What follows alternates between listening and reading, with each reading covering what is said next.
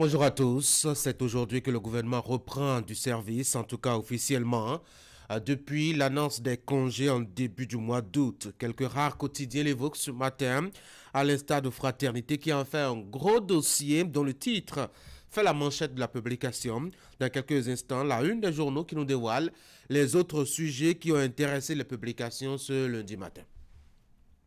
Par contre, Actu Matin, ce matin, deux sujets vont nous intéresser en dehors de cette rentrée gouvernementale. D'abord, l'épidémie de peste porcine détectée à Pereret dans le département du Borgou la semaine écoulée. Même si les autorités sanitaires jurent une maîtrise de la situation, il y a cette inquiétude notable chez les éleveurs de porc dans le sud du Bénin où la viande de l'animal est fortement consommée. Dr Ignace Dotier est notre invité.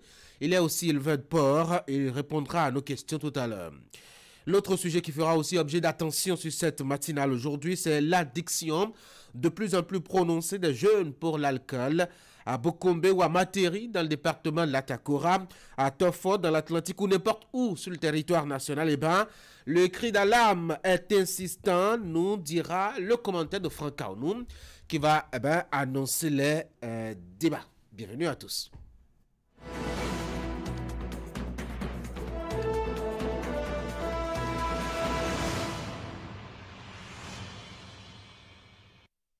C'est donc le premier rendez-vous sur Actu Matin, la une des journaux Fraternité pour commencer. Rentrée gouvernementale, politique, éducation, santé, urgence et défis, imminence de la nomination des ministres conseillers. Vous avez donc les détails de tout cela dans les colonnes de la parution. Un concert festival au Cirque Canan. Le prophète Itiel Dossou rend hommage à Dieu. Voici la nouvelle tribune. Après un mois de vacances, les chantiers qui attendent Patrice Talon et son gouvernement. Et puis 3 septembre 2021, 3 septembre 2024, cela fait 3 ans que Vincent Folly s'est éteint. Vincent Folly, c'est le patron, celui qui a donné naissance justement au quotidien La Nouvelle Tribune. Le progrès, peste porcine africaine à PRRM. L'épidémie est maîtrisée, mais les éleveurs restent vigilants. D'ailleurs, on en parle tout à l'heure avec notre invité Ignace Dotier, lui qui est éleveur de porc. Il passera par ici nous dire quelques deux mots. Commune de Niki, et là nous sommes avec Dabarou, un présumé voleur subit une vindicte populaire. Nous apprend donc le journal Libération, Commission nationale des droits de l'homme. Patrice Talon promulgue la nouvelle loi. Nous apprend donc le quotidien Forces armées béninoises de nouvelles recrues présentées au drapeau. Vous avez avec la Nouvelle Gazette, pour non-respect de la réglementation au Bénin, des universités privées fermées donc par l'autorité compétente. Le potentiel cours de l'élection des professionnels des médias à la HAC, la haute autorité de l'audiovisuel et de la communication pour la 7e mandature, 35 millions de francs CFA, 1259 électeurs, 3 postes, la Sénat, un gouffre financier, analyse donc le journal.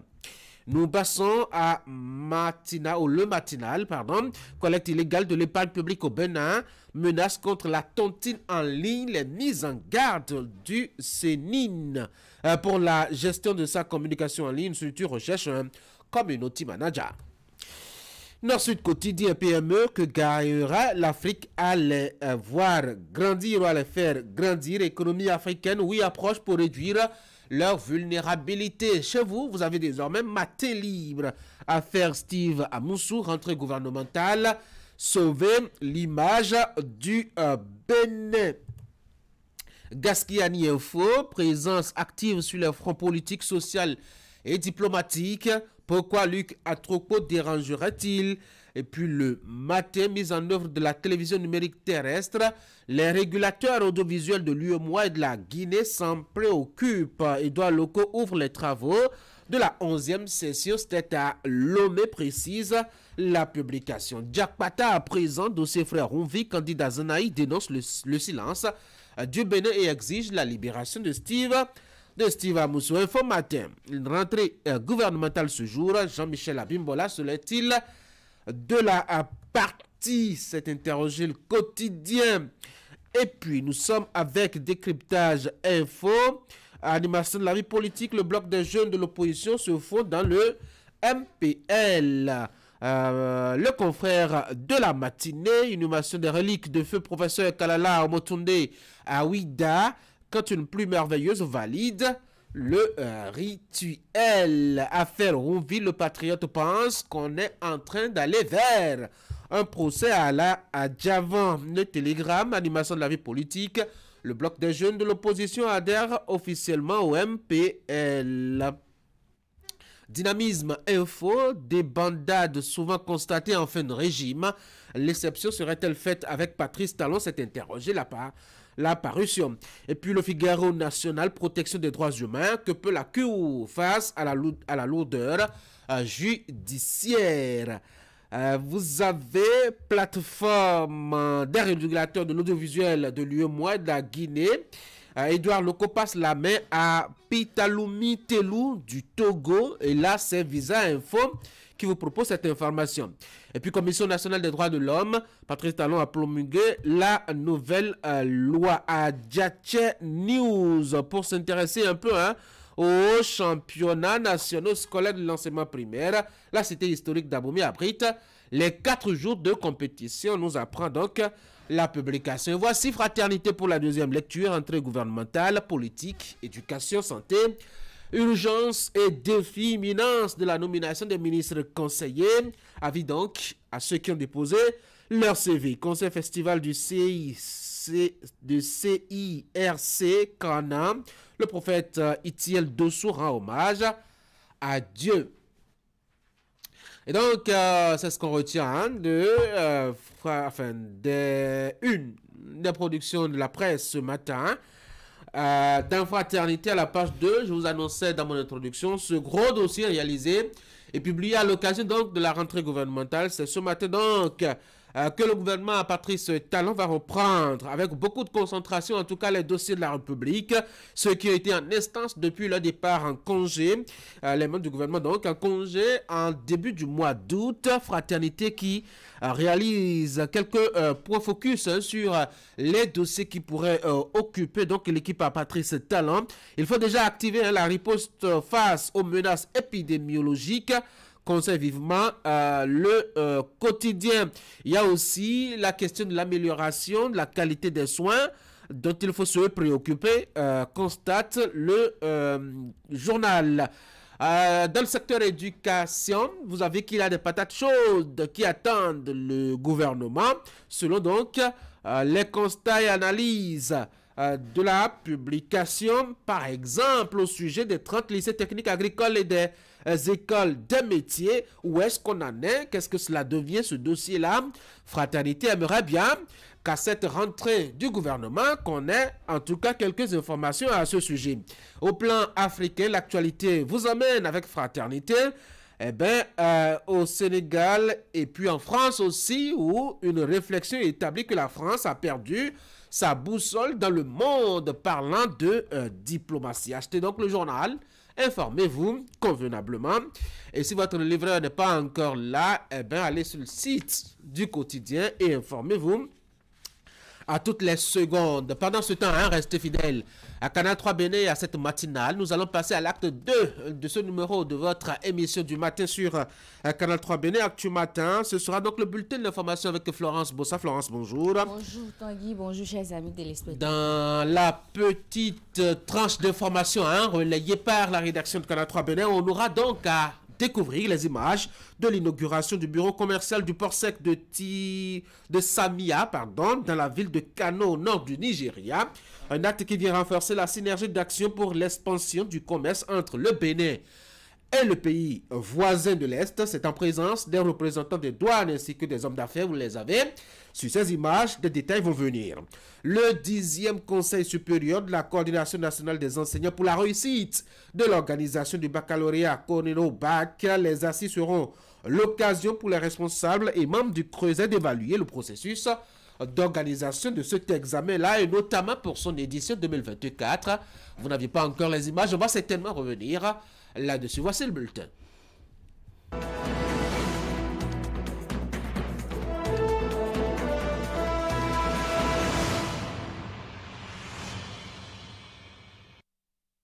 venez avec moi, hein, Florence Bossa. On embarque pour le Nigeria. Échanges commerciaux et intégration économique. Le Bénin et son voisin de l'Est entrent dans une autre dynamique porteuse de croissance. C'est bien cela, Tanguy. Des délégations constituées de représentants des douanes avec la présence et le soutien des hommes d'affaires et opérateurs économiques ont procédé au cours de la semaine dernière à l'inauguration du bureau commercial du port sec de Tamia dans la ville de Kano au nord du Nigeria. Le bureau a pour mission de faire de cette plateforme une pierre angulaire du commerce. Reportage.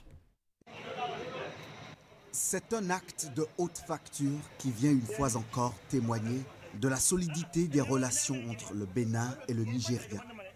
À Kano ce mercredi, les représentants des douanes du Bénin et du Nigeria embarquent pour consacrer par une cérémonie solennelle le bureau commercial du port sec de Tamia. L'ouverture du bureau commercial du port sec de Tamia est une étape importante dans le processus de dynamisation des échanges commerciaux entre le Bénin et le Nigeria, puis l'expansion du commerce dans la sous-région.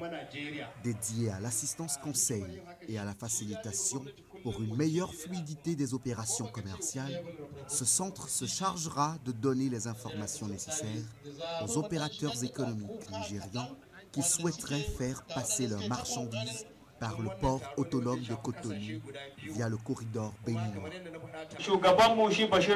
Ce bureau de commerce est une chance, surtout après l'ouverture de la frontière entre Segbana et Samia. Ça vient renforcer les liens de coopération et d'échanges commerciaux qui existent entre le Bénin et le Nigeria. Nous remercions nos deux présidents pour cette synergie d'action qui soutient la croissance économique. Par sa position géographique, la région de Kano dispose d'un potentiel économique important. Elle est une porte d'entrée entre le nord du Nigeria et la région la plus large de l'Afrique de l'Ouest. Avec l'opérationnalisation du poste frontière de Segbana, le port sec de Tamia, situé à quelques kilomètres plus loin, sur le territoire nigérian, constitue une grande opportunité pour le port autonome de Cotonou. C'est une voie qui est directe, c'est un corridor qui est sûr. Vous savez bien, pour l'opérateur économique, le temps c'est de l'argent. La sécurité également c'est de l'argent. Donc pour nous, c'est une opportunité, c'est également une opportunité pour les importateurs qui verront désormais leurs transactions beaucoup plus facilitées et leurs marchandises parvenir à destination très rapidement, en toute sécurité et à moindre coût. Les autorités béninoises, dans leur plan de coopération commerciale, préparent des facilités aux commerçants pour le convoiement de leurs marchandises de Cotonou à Kano. Cela entre en ligne droite des orientations données par le chef d'État, les présidents Tinubu et Talon, qui ont bien voulu justement que nos deux douanes nous puissions travailler ensemble pour promouvoir les échanges, pour promouvoir le commerce entre nos deux pays. Cette vision est également portée par nos deux ministres des Finances, accompagnés des ministres des Affaires étrangères et les directeurs généraux également. C'est un projet qui est porteur pour nos deux pays. Donc cela va favoriser les échanges et augmenter les perceptions au niveau de nos deux douanes. Facteur clé de la sécurisation de l'investissement des acteurs économiques, le bureau commercial du port sec de Tamia à Kano veut stimuler la croissance. Alors que nous regardons vers les opportunités qui nous attendent, continuons à travailler ensemble en tirant parti des forces collectives pour construire un avenir prospère pour la République fédérale du Nigeria, pour la République du Bénin et pour toute la région. Kano et son bureau s'alignent désormais sur de larges objectifs en matière de diversification économique régionale pour faire du port sec de Tamia une véritable plateforme pour le commerce régional et la croissance économique pour le Bénin, le Nigeria et la sous-région. Dans le registre des services marchands, c'est un nouveau vent qui souffle désormais sur le marché ménotin. Le marché moderne de ce quartier de Cotonou a été inauguré ce dimanche. C'était sous la présidence de Sadia Assouma, ministre de l'Industrie et du Commerce, qui était accompagné pour la circonstance de la directrice générale de l'Agence nationale de gestion des marchés ANAGEB. Plus de détails avec UVB. Le marché moderne de Ménotin reçoit ses tout premiers visiteurs. Qui départ la directrice de l'ANAGEM, La ministre du Commerce, à la tête d'une délégation composée de plusieurs préfets de département, découvre les installations du site. Ce marché rejoint ainsi la liste des infrastructures marchandes de haut standing mises en service à Cotonou par le gouvernement. Venir faire ses courses dans un marché moderne, c'est toujours beaucoup plus agréable et surtout ça attire beaucoup plus de clients. Donc ça permet à nos mamans de faire beaucoup plus d'argent, je vais dire. Donc c'est pour dire que vraiment les marchés contribuent à réaliser un pilier important du PAG. Donc c'est bien la transformation structurelle de notre économie. Avec plus de 700 places, le marché moderne de Menontin est l'un des plus grands de la ville de Cotonou. L'infrastructure offre aux Cotonois un espace confortable pour vendre et acheter. C'est un marché qui comporte 707 espaces de vente. Il s'agit de 278 étals primeurs. Nous avons des boutiques. Nous avons des boutiques de restauration, mais indépendamment de ces espaces marchands, nous avons des locaux de déchets, nous avons des locaux administratifs, nous avons une infirmerie également et nous avons des toilettes pour aider les personnes qui fréquentent le marché, aussi bien les marchands que des clients, à se mettre à l'aise lorsque le besoin se fait sentir.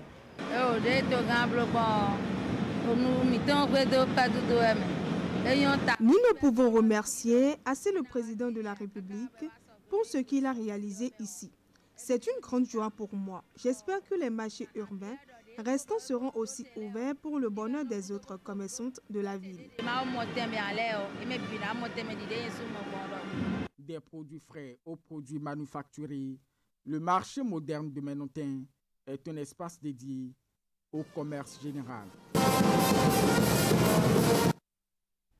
Encore du personnel au profit des forces de défense et de sécurité. Le vendredi dernier, les recrues du groupement de projection des forces armées béninoises classe 2023 et leurs camarades des eaux et forêts et chasse ont été présentés au drapeau national. Ceci après 3 mois de formation intense au centre de formation militaire de Bemberek. La cérémonie qui a déroulé en présence d'autorités politico-administratives. Reportage. La pluie de ce vendredi 30 août n'aura réussi à empêcher la cérémonie de sortie officielle de ces jeunes soldats. Les 1604 recrues, dont 1500 militaires et plus de 100 agents des eaux, forêts et chasses, ont bien été présentés au drapeau national.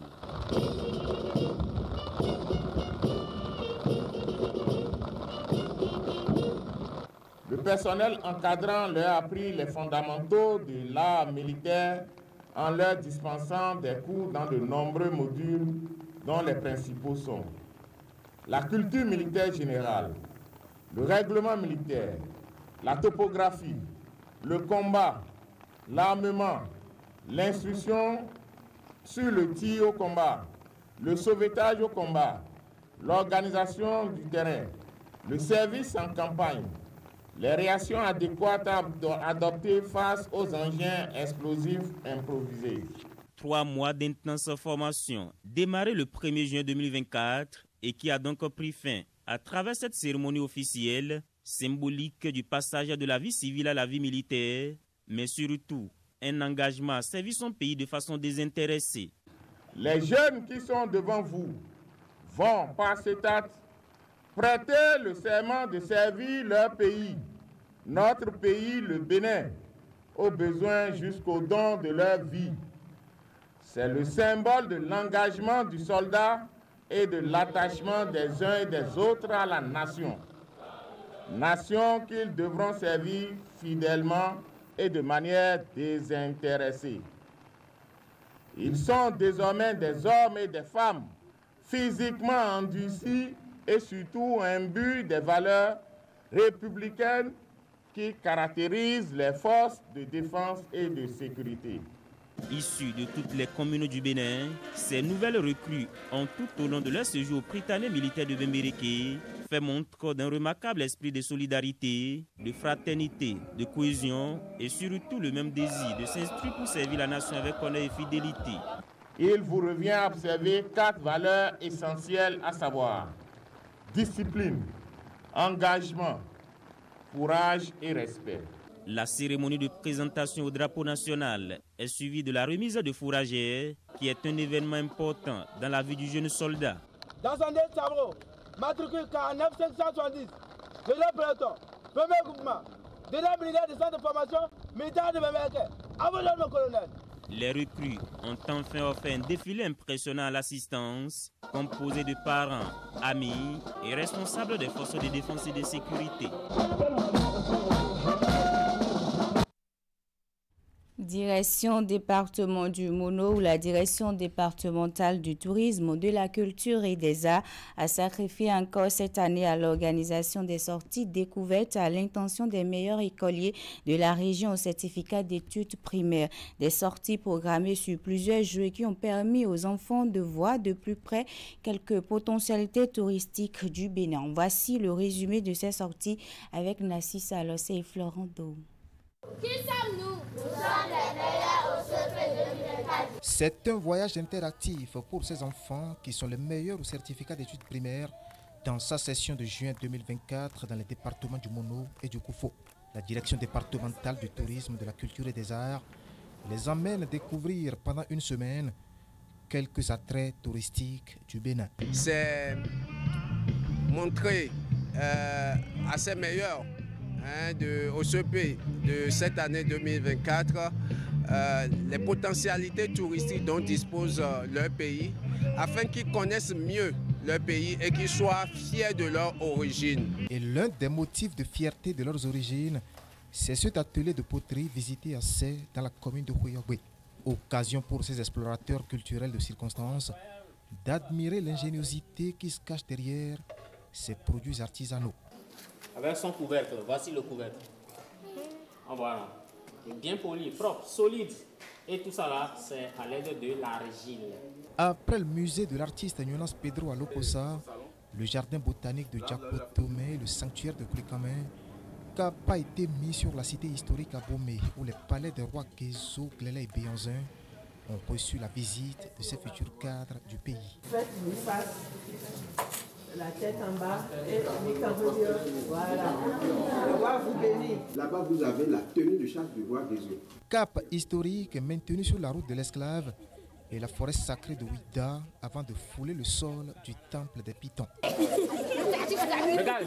Après un détour par la zone économique industrielle de Glodjigbe, la randonnée atteint Cotonou. D'abord, l'une des portes d'entrée et de sortie du pays, l'aéroport international Bernardin Cardinal Gantin, où est érigée la statue de Bioguera, et enfin, la splendide place de l'Amazone, juste derrière la présidence de la République. Je suis très contente de ce voyage. J'aimerais dire à mes autres camarades de bien travailler afin que le gouvernement les amène ici comme moi. Nous voulons qu'à la fin, c'est meilleur au CEP que nous prenons comme nos ambassadeurs culturels aujourd'hui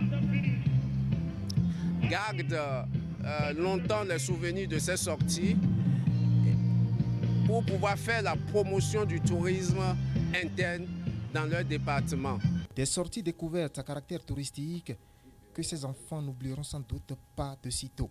La direction départementale du tourisme, de la culture et des arts, elle, tient à son projet et prévoit bien d'autres innovations à l'avenir.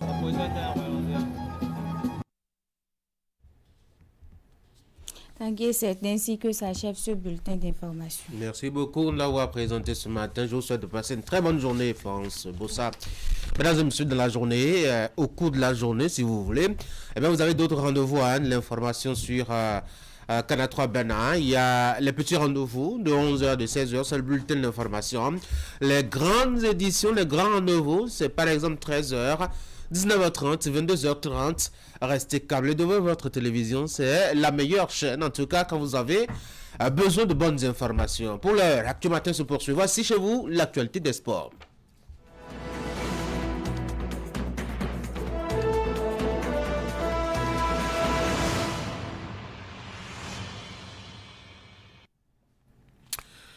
Allez, Mouni, bonjour. Bonjour Tanguy. Allez, ce matin, on va parler de deux disciplines, football et handball. Mais on va déjà commencer à évoquer ce qui fait l'actualité dans le monde de l'athlétisme. Il s'agit donc des Jeux paralympiques démarrés depuis le mercredi dernier. Oui, la compétition a démarré avec une cérémonie d'ouverture assez intéressante. Et puis pour ce qui concerne le Bénin, on a 2 représentants, mais plus qu'un désormais qui est en course. Faisal Achiba est sorti de la compétition, c'était donc ce 30 août 2023. Lors donc de sa sortie pour les 100 mètres, l'athlète béninois était donc dans la série numéro 2 lors du premier tour. Il a effectué un chrono de 11 secondes 24 centièmes, pour ainsi dire, une meilleure performance. Vous le verrez bien entendu, c'était assez intéressant pour le jeune athlète béninois de 32 ans. Malheureusement, Faisal Achiba a été éliminé, son chrono amélioré au plan, je dirais, international, puisque la performance, je dirais, le record au plan national était donc de 11:35 minutes pour ce jeune coureur. Malheureusement, il sort de la compétition en occupant donc la 5e place de cette deuxième série, alors que ce sont les 3 premiers qui sont qualifiés pour le prochain. De toutes les façons, il est resté, je dirais, satisfait de sa performance et conscient bien sûr des enjeux, puisqu'on parle là des Jeux paralympiques et ce n'est que sa 2e participation. On va suivre très rapidement et en bref Faisal Achiba qui nous a laissé ses impressions. Je suis très ravi d'avoir réalisé ce record national et très fier de représenter le Bénin au cours de ces Jeux de Paris 2024 et de montrer que malgré les défis, que nous pouvons atteindre des performances sur les grandes scènes internationales. Ces résultats sont le fruit de plusieurs mois de sacrifices, de travail et de détermination, et aussi de la politique du gouvernement en matière de la promotion du sport au Bénin. Vous l'avez compris, vous pouvez le constater donc dans les propos du jeune athlète, donc sa dévotion pour, je dirais, aller encore plus loin. Et d'ailleurs, il a publié sur sa page Facebook. Et puis, voilà, la passion, on peut lire déjà ici, ça continue ainsi. Objectif Los Angeles 2028 pour les prochains Jeux paralympiques. Faisal Achiba donc sort ainsi de la compétition. En attendant donc l'autre béninois, sinon l'autre béninoise qui va compétir, c'est bien sûr Marina Hundaloa, et ce sera le 5 septembre prochain. En attendant, voici le tableau des médailles à l'issue donc de ces quelques journées de compétition. On voit en tête la République populaire de Chine avec 33 médailles pour un total de 71, on parle de 33 médailles d'or bien sûr, pour un total de 71 médailles engrangées. Déjà la Grande-Bretagne est 2e au classement général, suivi donc des États-Unis. La France est 5e avec un total de 26 médailles. Et puis après cette ligne verte, vous constaterez après les 10 premiers, le premier représentant africain, la Tunisie, totalise donc 3 médailles avec 2 en or et puis 2 en or et puis une médaille en argent. Suivi donc de l'Algérie qui a 2 médailles en or et puis 2 médailles en bronze. Il y a la 3e nation africaine au classement général est donc l'Afrique du Sud, classée 36e au classement général de ces Jeux paralympiques avec une seule médaille d'or remportée pour cette étape. On va parler football maintenant, Tanguy. Vous savez, la compétition, bien sûr. Le championnat, il était annoncé pour démarrer mi-septembre et bien sûr, c'est 15 confirmé. Précisément. Voilà. Le 15, mais cette fois-ci, ça a été confirmé. La compétition démarre le 14 et c'est ce qui a été retenu à l'issue donc de l'Assemblée générale de la Fédération béninoise de football. Et sur cette note que vous verrez bien sûr, c'est donc la nouvelle formule, sinon ce serait la règle pour cette saison qui va nous permettre, cette saison qu'on peut appeler la saison de transition, pour pouvoir maintenant revenir, je dirais, à la normale, ce qui est souhaité donc par tout le mouvement sportif du Bénin, plus précisément les acteurs du football. Et donc sur cette note donc de la Fédération béninoise du football, ce communiqué, on peut lire bien entendu sur le communiqué que donc après examen du rapport de la commission en sa session donc du 30 août 2024, rapport tenu à Porto Novo, le comité exécutif de la fédération décide de ce qui suit. Le championnat se jouera désormais en une seule phase, 2 poules qui seront animées donc la poule A et puis la poule B.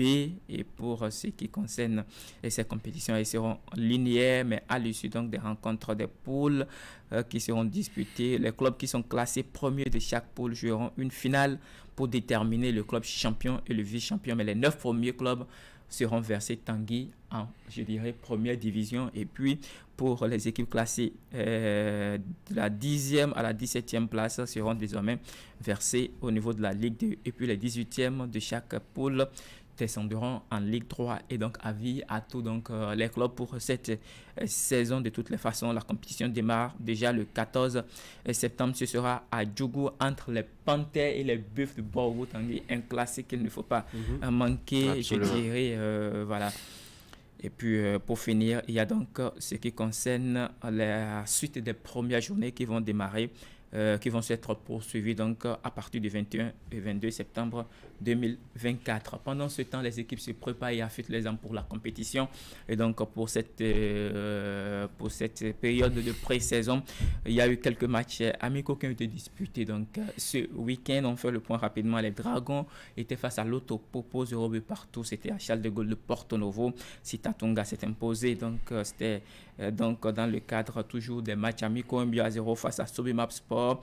L'équipe d'Aspac a affronté Adjidja et la rencontre s'est soldée sur le score de 2-1 pour cette rencontre. Et puis Sitatunga qui a également joué contre Espoir FC de Savalo et s'est imposé sur le score d'1-0. On va changer de discipline cette fois-ci et parler de handball avec le championnat junior dont la phase finale a eu lieu, je dirais, depuis c'est tenu depuis quelques semaines. Et donc la 5e et dernière journée a été disputée ce week-end, précisément le samedi 31 août 2024. Au niveau des jeunes garçons, Espoir s'est imposé donc à son adversaire de SQF 37-25 à sec de Djougou a pris le dessus sur l'équipe de Flambeau. 40-24 au niveau des filles, Épervier s'est imposé à Flambeau 45-17, la victoire d'Azo Modèle 23-19 face à Azo Volcan et puis la victoire de Espoir 33-17 face à Escurif. C'était donc pour les rencontres de la dernière journée et donc c'est Espoir qui s'est imposé au niveau bien sûr des catégories masculines et féminines pour cette compétition. L'équipe, je dirais, conserve sa couronne pour ainsi dire. On fait le point des différentes, des 3 meilleurs de chaque au niveau de chaque catégorie. Chez les garçons, Espoir est leader, Espoir de Parakou bien entendu, suivi d'Asso Volcan de Cotonou puis à Sec de Djougou. Chez les jeunes filles, c'est toujours Espoir qui conserve le titre. Épervier de Boukombe est 2e et puis Asso Modèle de Porto Novo est 3e pour ce qui concerne ce championnat junior de handball. Tanguy, c'est l'essentiel. Le rendez-vous de la grande messe ce soir à partir de 21h. On reviendra sur la liste des gagnants et également ce nouveau calendrier, bien sûr, s'il faut le dire, ce championnat national, oui. Voilà. Avec la nouvelle formule. Décidément, pourquoi est-ce qu'on a beaucoup de peine à adopter une formule fixe pour le championnat national?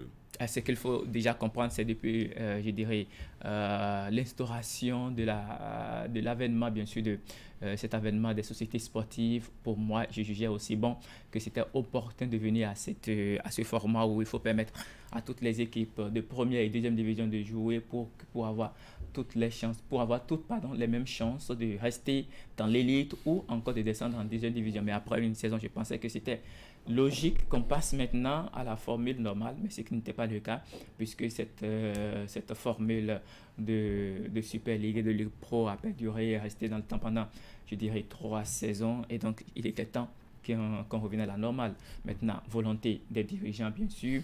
Aujourd'hui, ils ont compris et de toutes les façons, cela n'a pas été facile parce qu'il faut reconnaître que les acteurs également sont restés derrière eux et vous avez entendu le peuple qui a manifesté également son mécontentement quant à la mise en œuvre de ce format de championnat. Aujourd'hui, je dirais que c'est un soulagement pour tout le monde de voir les choses revenir à la normale et de permettre également aux équipes d'avoir, je dirais, cette pression, ce stress dû donc à la compétitivité afin donc aux équipes de travailler dur pour maintenir leur place dans l'élite. Le mal qu'on puisse souhaiter en tout cas au football béninois, c'est de gagner en qualité et de permettre justement au Bénin de pouvoir se mettre à un niveau continental qui soit respectable. On a besoin justement de cette belle image-là qu'on avait eue, mettons autour de 2019, qui nous a classé quand même parmi les 8 meilleures nations, bien sûr, de la compétition qui s'est déroulée en Égypte à l'occasion. Oui.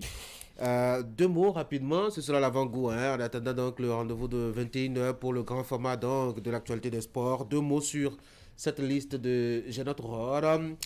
2 nouvelles têtes, 2 têtes dont la présence est contestée à cause peut-être de leur manque de club et de compétition dans les jambes.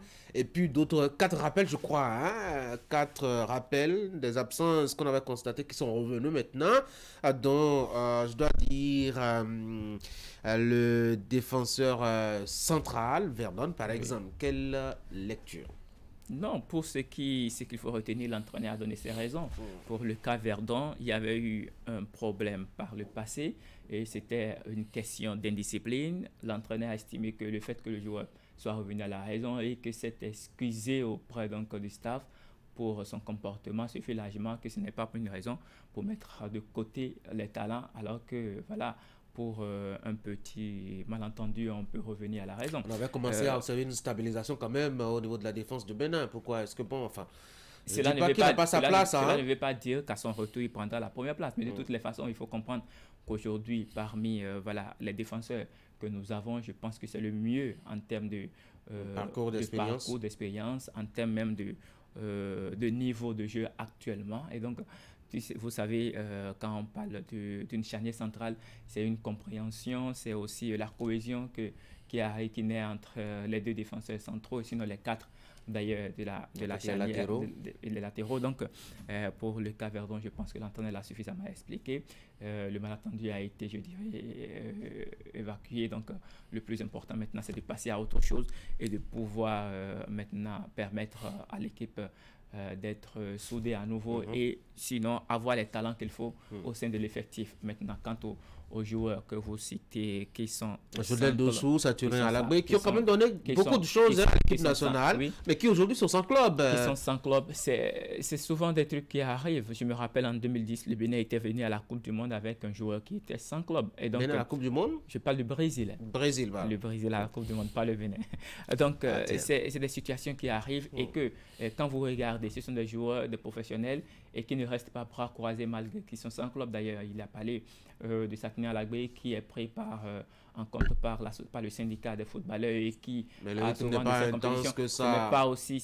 Ce n'est pas suffisant, mais d'un autre côté, il a également expliqué le rôle de Saturnin Alagbé dans le groupe en tant qu'un ancien qui peut apporter voilà, quelque chose en termes de, je dirais, de discours au niveau auprès de la jeune génération. Et je pense que c'est logique, tout entraîneur a besoin. On le voit sur les écrans, il est très timoré. Je me demande comment il peut porter la casquette de leader qui harangue, qui mobilise les jeunes, alors que sur le terrain, il est tellement froid qu'il parle très peu à ses défenseurs. Justement, quand vous parlez de ça, ça me rappelle d'un autre international béninois que j'ai reçu très récemment en direct sur Canal Sport. Je vais parler de Michael Poté, devenu entraîneur, à qui on a posé la question de dire déjà, quand on le voit, on a l'impression qu'il est timoré, alors que dans les vestiaires, Michael Poté est le joueur qui parle beaucoup. Vous voyez, donc voilà, on peut dire, comme on peut se référer peut-être à cet adage qui dit l'habit ne fait pas peut-être le moine, même s'il le faut pour le reconnaître, mais de toutes les façons, ce qui est sûr, Jodel Dossou l'a prouvé, sa performance lors des 2 dernières sorties des Guépards avec ses passes D et également le but qui a permis au Bénin de revenir au score face au Nigeria. Et donc, quand on regarde ses performances, on pense qu'il y a de quoi continuer toujours de faire confiance à ces joueurs malgré la difficulté qu'il a connue. La période où il jouait cette rencontre contre le Nigeria, il n'avait pas disputé de rencontre non plus avec son équipe. Aujourd'hui, je pense que pour ce qui concerne cet embroglio entre Jodel Dossou et Sochaux, il a trouvé la formule qui était le club et on espère qu'il va atterrir dans un autre quelque part. Voilà pour la suite de la saison. Il y a des indiscrétions qu'il annonce au Bénin pour participer peut-être au championnat national. En tout cas, pourquoi pas? Il y a d'autres joueurs qui retournent chez eux et puis et se relancent. Je me rappelle bien sûr de Ahmed Moussa, l'ancien capitaine des Super Eagles du Nigeria, qui est revenu d'abord jouer avec les Canopilas avant de repartir en Europe. Tout à fait. Bon, je dois vous laisser partir, même s'il y a beaucoup d'aspects qu'on peut évoquer concernant cette liste de jeunes horreurs. La polémique, c'est bien Soukou qui continue toujours avec cet expérimenté, je dois dire, milieu offensif qui n'apportera pas, en tout cas, ces belles performances à l'occasion de cette campagne à l'équipe nationale. Allez, Ali, merci. Bonne journée. À demain, Tanguy. À demain. Mesdames et messieurs, voici maintenant notre invité ce matin.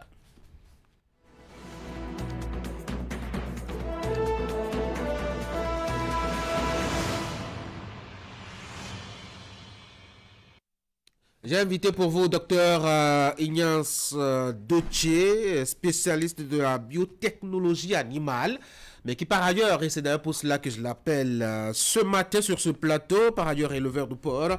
Dr Deutsche, bonjour. Bonjour, monsieur. Bienvenue sur Actu Matin. Merci. Alors, on a appris une épidémie de peste porcine africaine dans le nord du Bénin, Péréré précisément. Vous êtes un éleveur de porc. Comment est-ce que vous aviez accueilli cette information? Bon. La peste porcine est déjà au Bénin depuis 1997. Donc, depuis ce temps, on enregistre chaque année des foyers. Ah bon? Oui, on enregistre chaque année des foyers. Donc, nous sommes, en tant qu'éleveurs, déjà habitués. Nous, on a commencé l'élevage en 2018.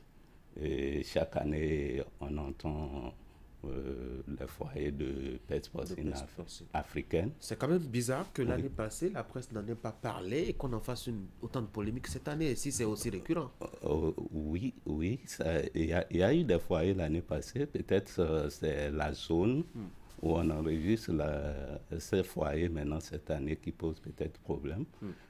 Au sud ici, on enregistre fréquemment des foyers, surtout dans les milieux lacustres comme les Agégués, Ganviers, consorts. On enregistre de temps en temps des foyers.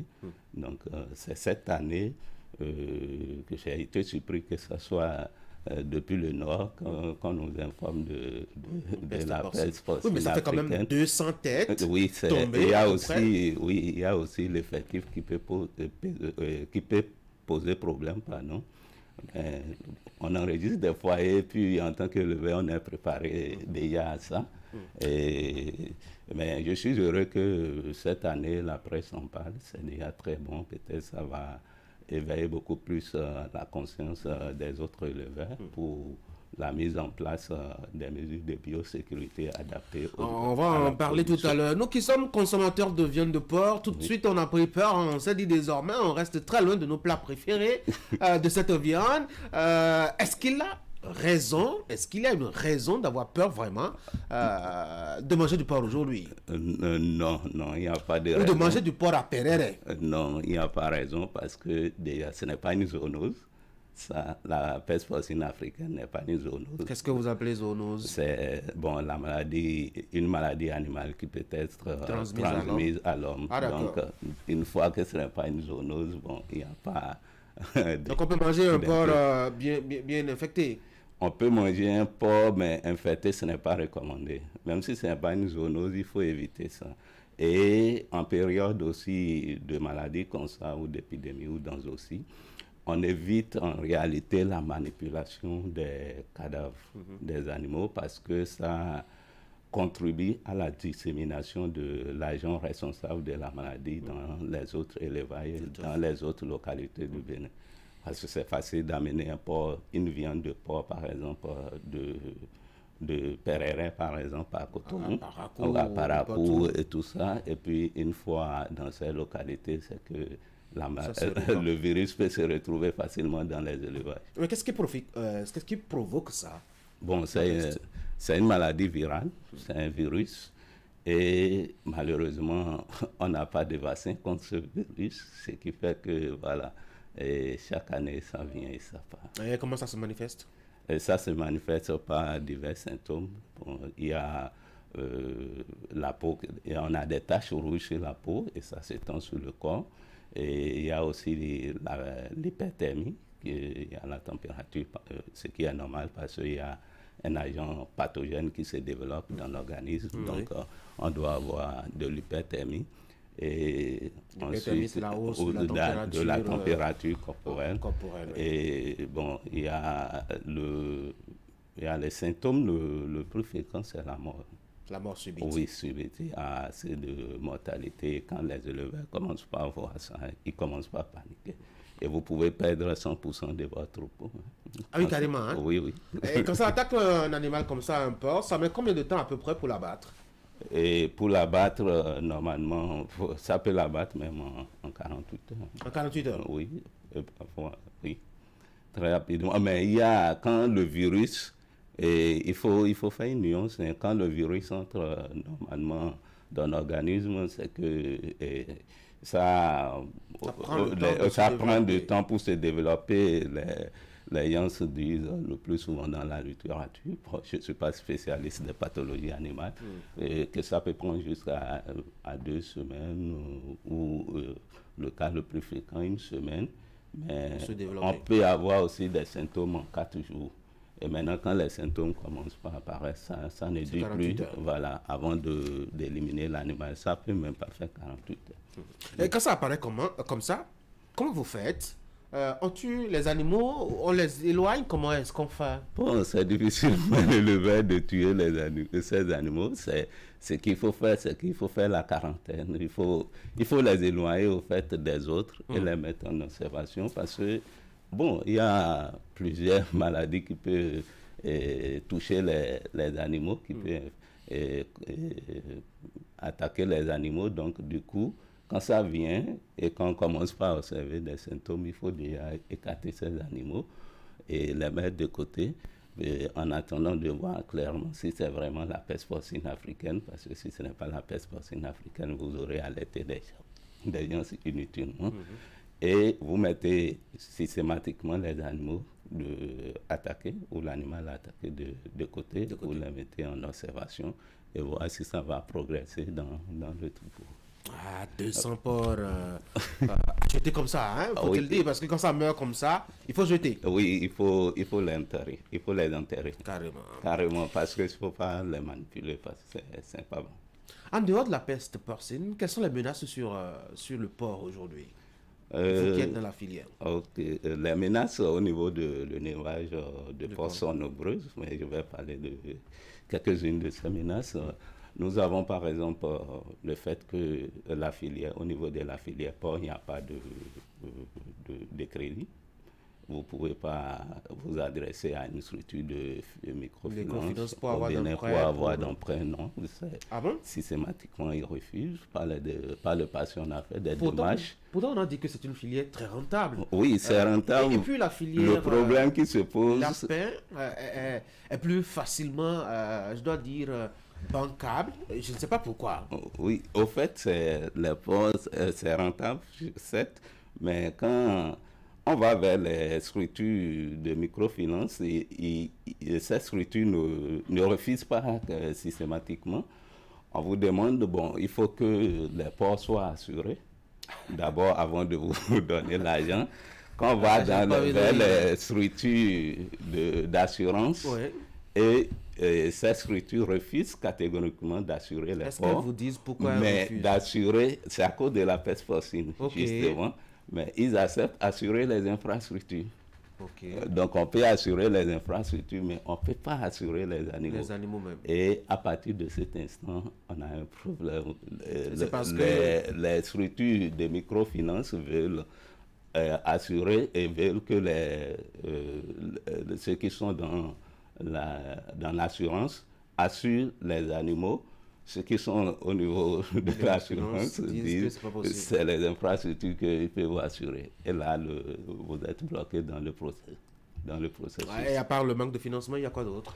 Il y a aussi les prix élevés de l'aliment au niveau des porcs, parce que ça augmente quand les matières premières prennent de prix. Systématiquement, le prix des proventes. C'est quoi? Vous prenez la provente aussi pour les porcs? On se dit que c'est un omnivore et donc que n'importe quoi qu'on lui servirait un peu dans son plat qu'il mange et puis qu'il grossit, point. Non, on donne de provente, on donne de provente Et au port, c'est pas n'importe quoi. Au fait, quand on donne de n'importe quoi à l'animal, on voit ça systématiquement au niveau aussi de la qualité de la viande. Ah bon? Oui, parce que c'est ce que l'animal mange qui transforme en viande. Mais nos porcs qui sont laissés à l'air libre et qui se pavanent, qui se promènent dans les villages, on a bien l'impression qu'ils sont, enfin, leur viande est plus succulente que ce qu'on enferme dans les enclos et qu'on gave de Provence. Non, c'est la race qui est en jeu là.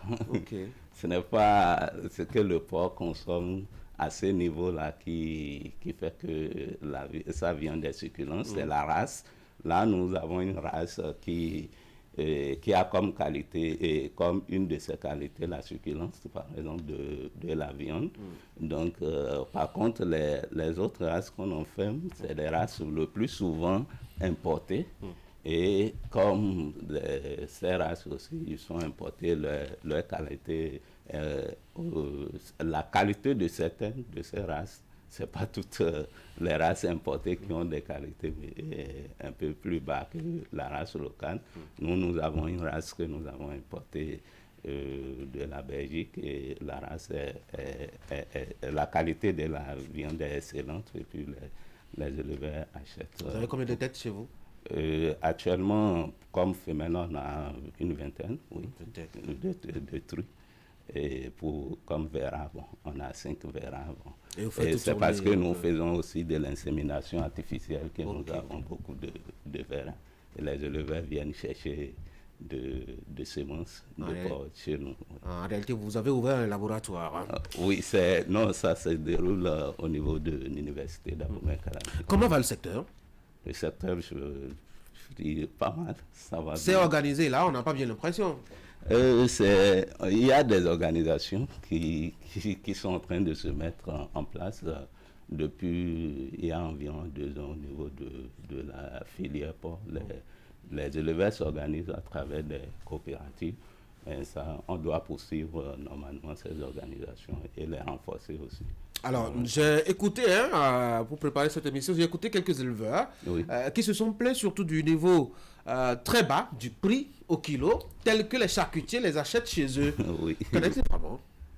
Oui, le prix, effectivement, quand les charcutiers payent les porcs à un prix en dessous de 1000 francs le kilogramme, c'est pas vraiment encourageant. C'est pas encourageant parce que, vous voyez, pour produire 1 kilogramme de porc, il faut environ 2,69 kilos d'aliments. Et si le kilogramme d'aliments tourne déjà autour de 200, ça veut dire qu'on est vers 600 déjà pour l'aliment. À peu près. Voilà, à peu près 600 pour l'aliment qu'il faut pour produire 1 kilogramme de porc, 1 kilogramme de porc vif, de poids vif. Mais avec ça, on va ajouter d'autres charges, par exemple l'eau, l'entretien, les coûts fixes et les coûts variables. Et puis, quand on ajoute tout ça, si c'est en dessous de 1000 francs, ça n'arrange pas le revenu. Donc, il faut aller au-delà de 1000 francs pour pouvoir parler d'un prix avantageux pour l'éleveur. Est-ce qu'on peut dire que la filière porc apporte quelque chose à l'économie nationale au Bénin aujourd'hui? Oui. On a vu beaucoup de financements, en tout cas pour ceux qui font l'élevage de lapins ou autres. On a même développé d'autres filières comme le lacode, l'escargot, etc. Oui. Mais très peu d'attention pour la filière porc. On a bien l'impression que c'est le dernier souci. Hein. Bon, je ne dirais pas que c'est le dernier souci. Bon, il y a des financements pour les lapins et le lacode. Vous voyez, quand les gens veulent mener une action, on va vers ça va donner beaucoup plus d'impact. Et pour construire, par exemple, une porcherie pour abriter une douzaine de truies, c'est qu'il faut compter déjà dans l'ordre de 6 millions. Voilà.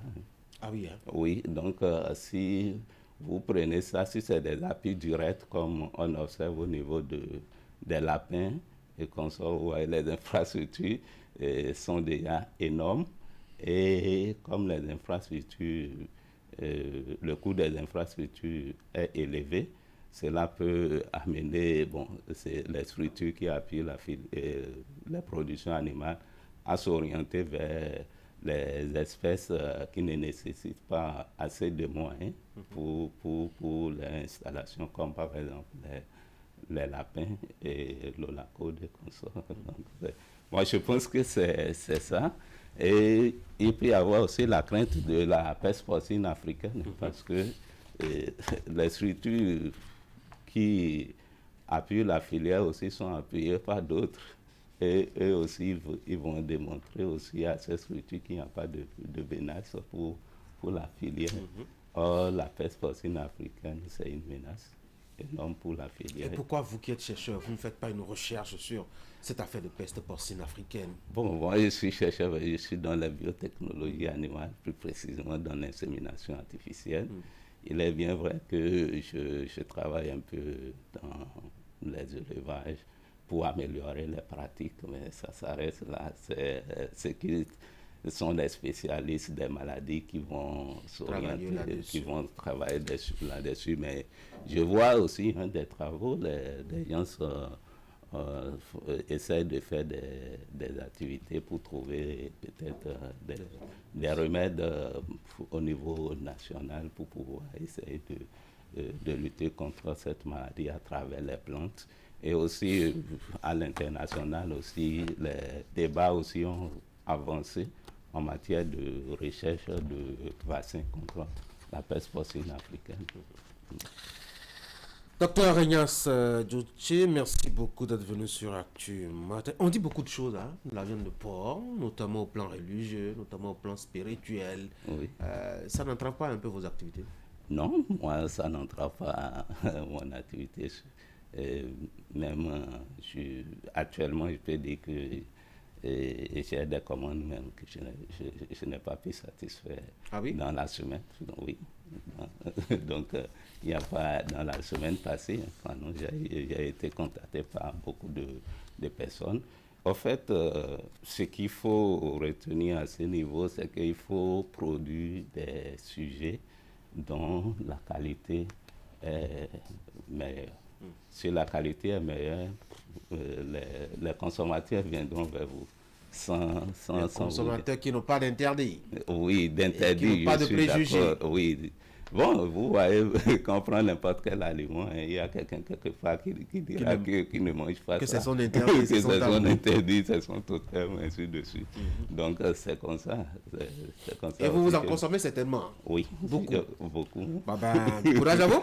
Merci. Docteur Ignace Djotche, je rappelle que vous êtes spécialiste de la biotechnologie animale. On en parlait un peu, de la peste porcine africaine. Des cas ont été détectés à Perere, dans le nord du Bénin, avec à la clé 200 têtes qui sont tombées. Les autorités sanitaires du pays disent maîtriser la situation. On espère bien que cela est totalement maîtrisé. Merci d'être passé sur l'Actu Matin. Ok, merci beaucoup. Bonne journée. Merci. Mesdames et messieurs, on va faire maintenant la pause.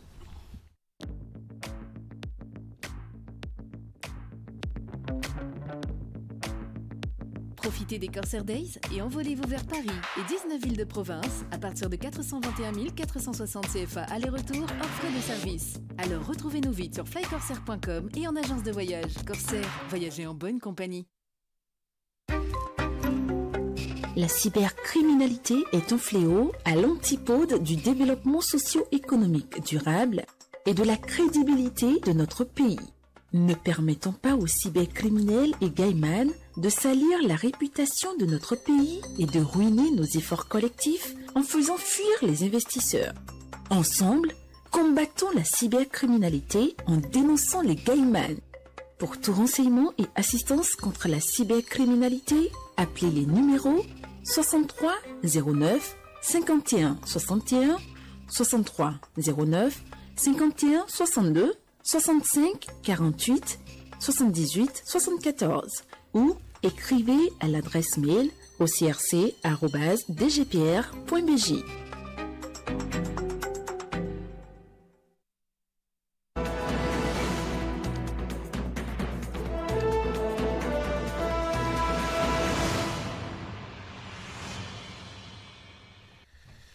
Déjà de retour en plateau pour le commentaire du jour, ce lundi 2 septembre 2024. Franck Aounou, bonjour. Bonjour. On va parler de l'alcool, cette autre gangrène qui nuit à l'épanouissement des jeunes. Vous aviez fait le constat, l'alcool, Franck, et surtout l'abus décime la jeunesse béninoise. Ce n'est pas un faux débat que certaines personnes s'amusent justement à engager. Je ne crois pas que ce soit un faux débat, Tanguy Agoyi, et les téléspectateurs seront d'accord avec moi. Je pense bien au contraire, c'est une situation qui devient préoccupante, notamment dans certaines régions dont je tais les noms, pour éviter toute stigmatisation. Mais le fait est réel, les jeunes abusent de l'alcool, ils en prennent sans mesure de façon constante.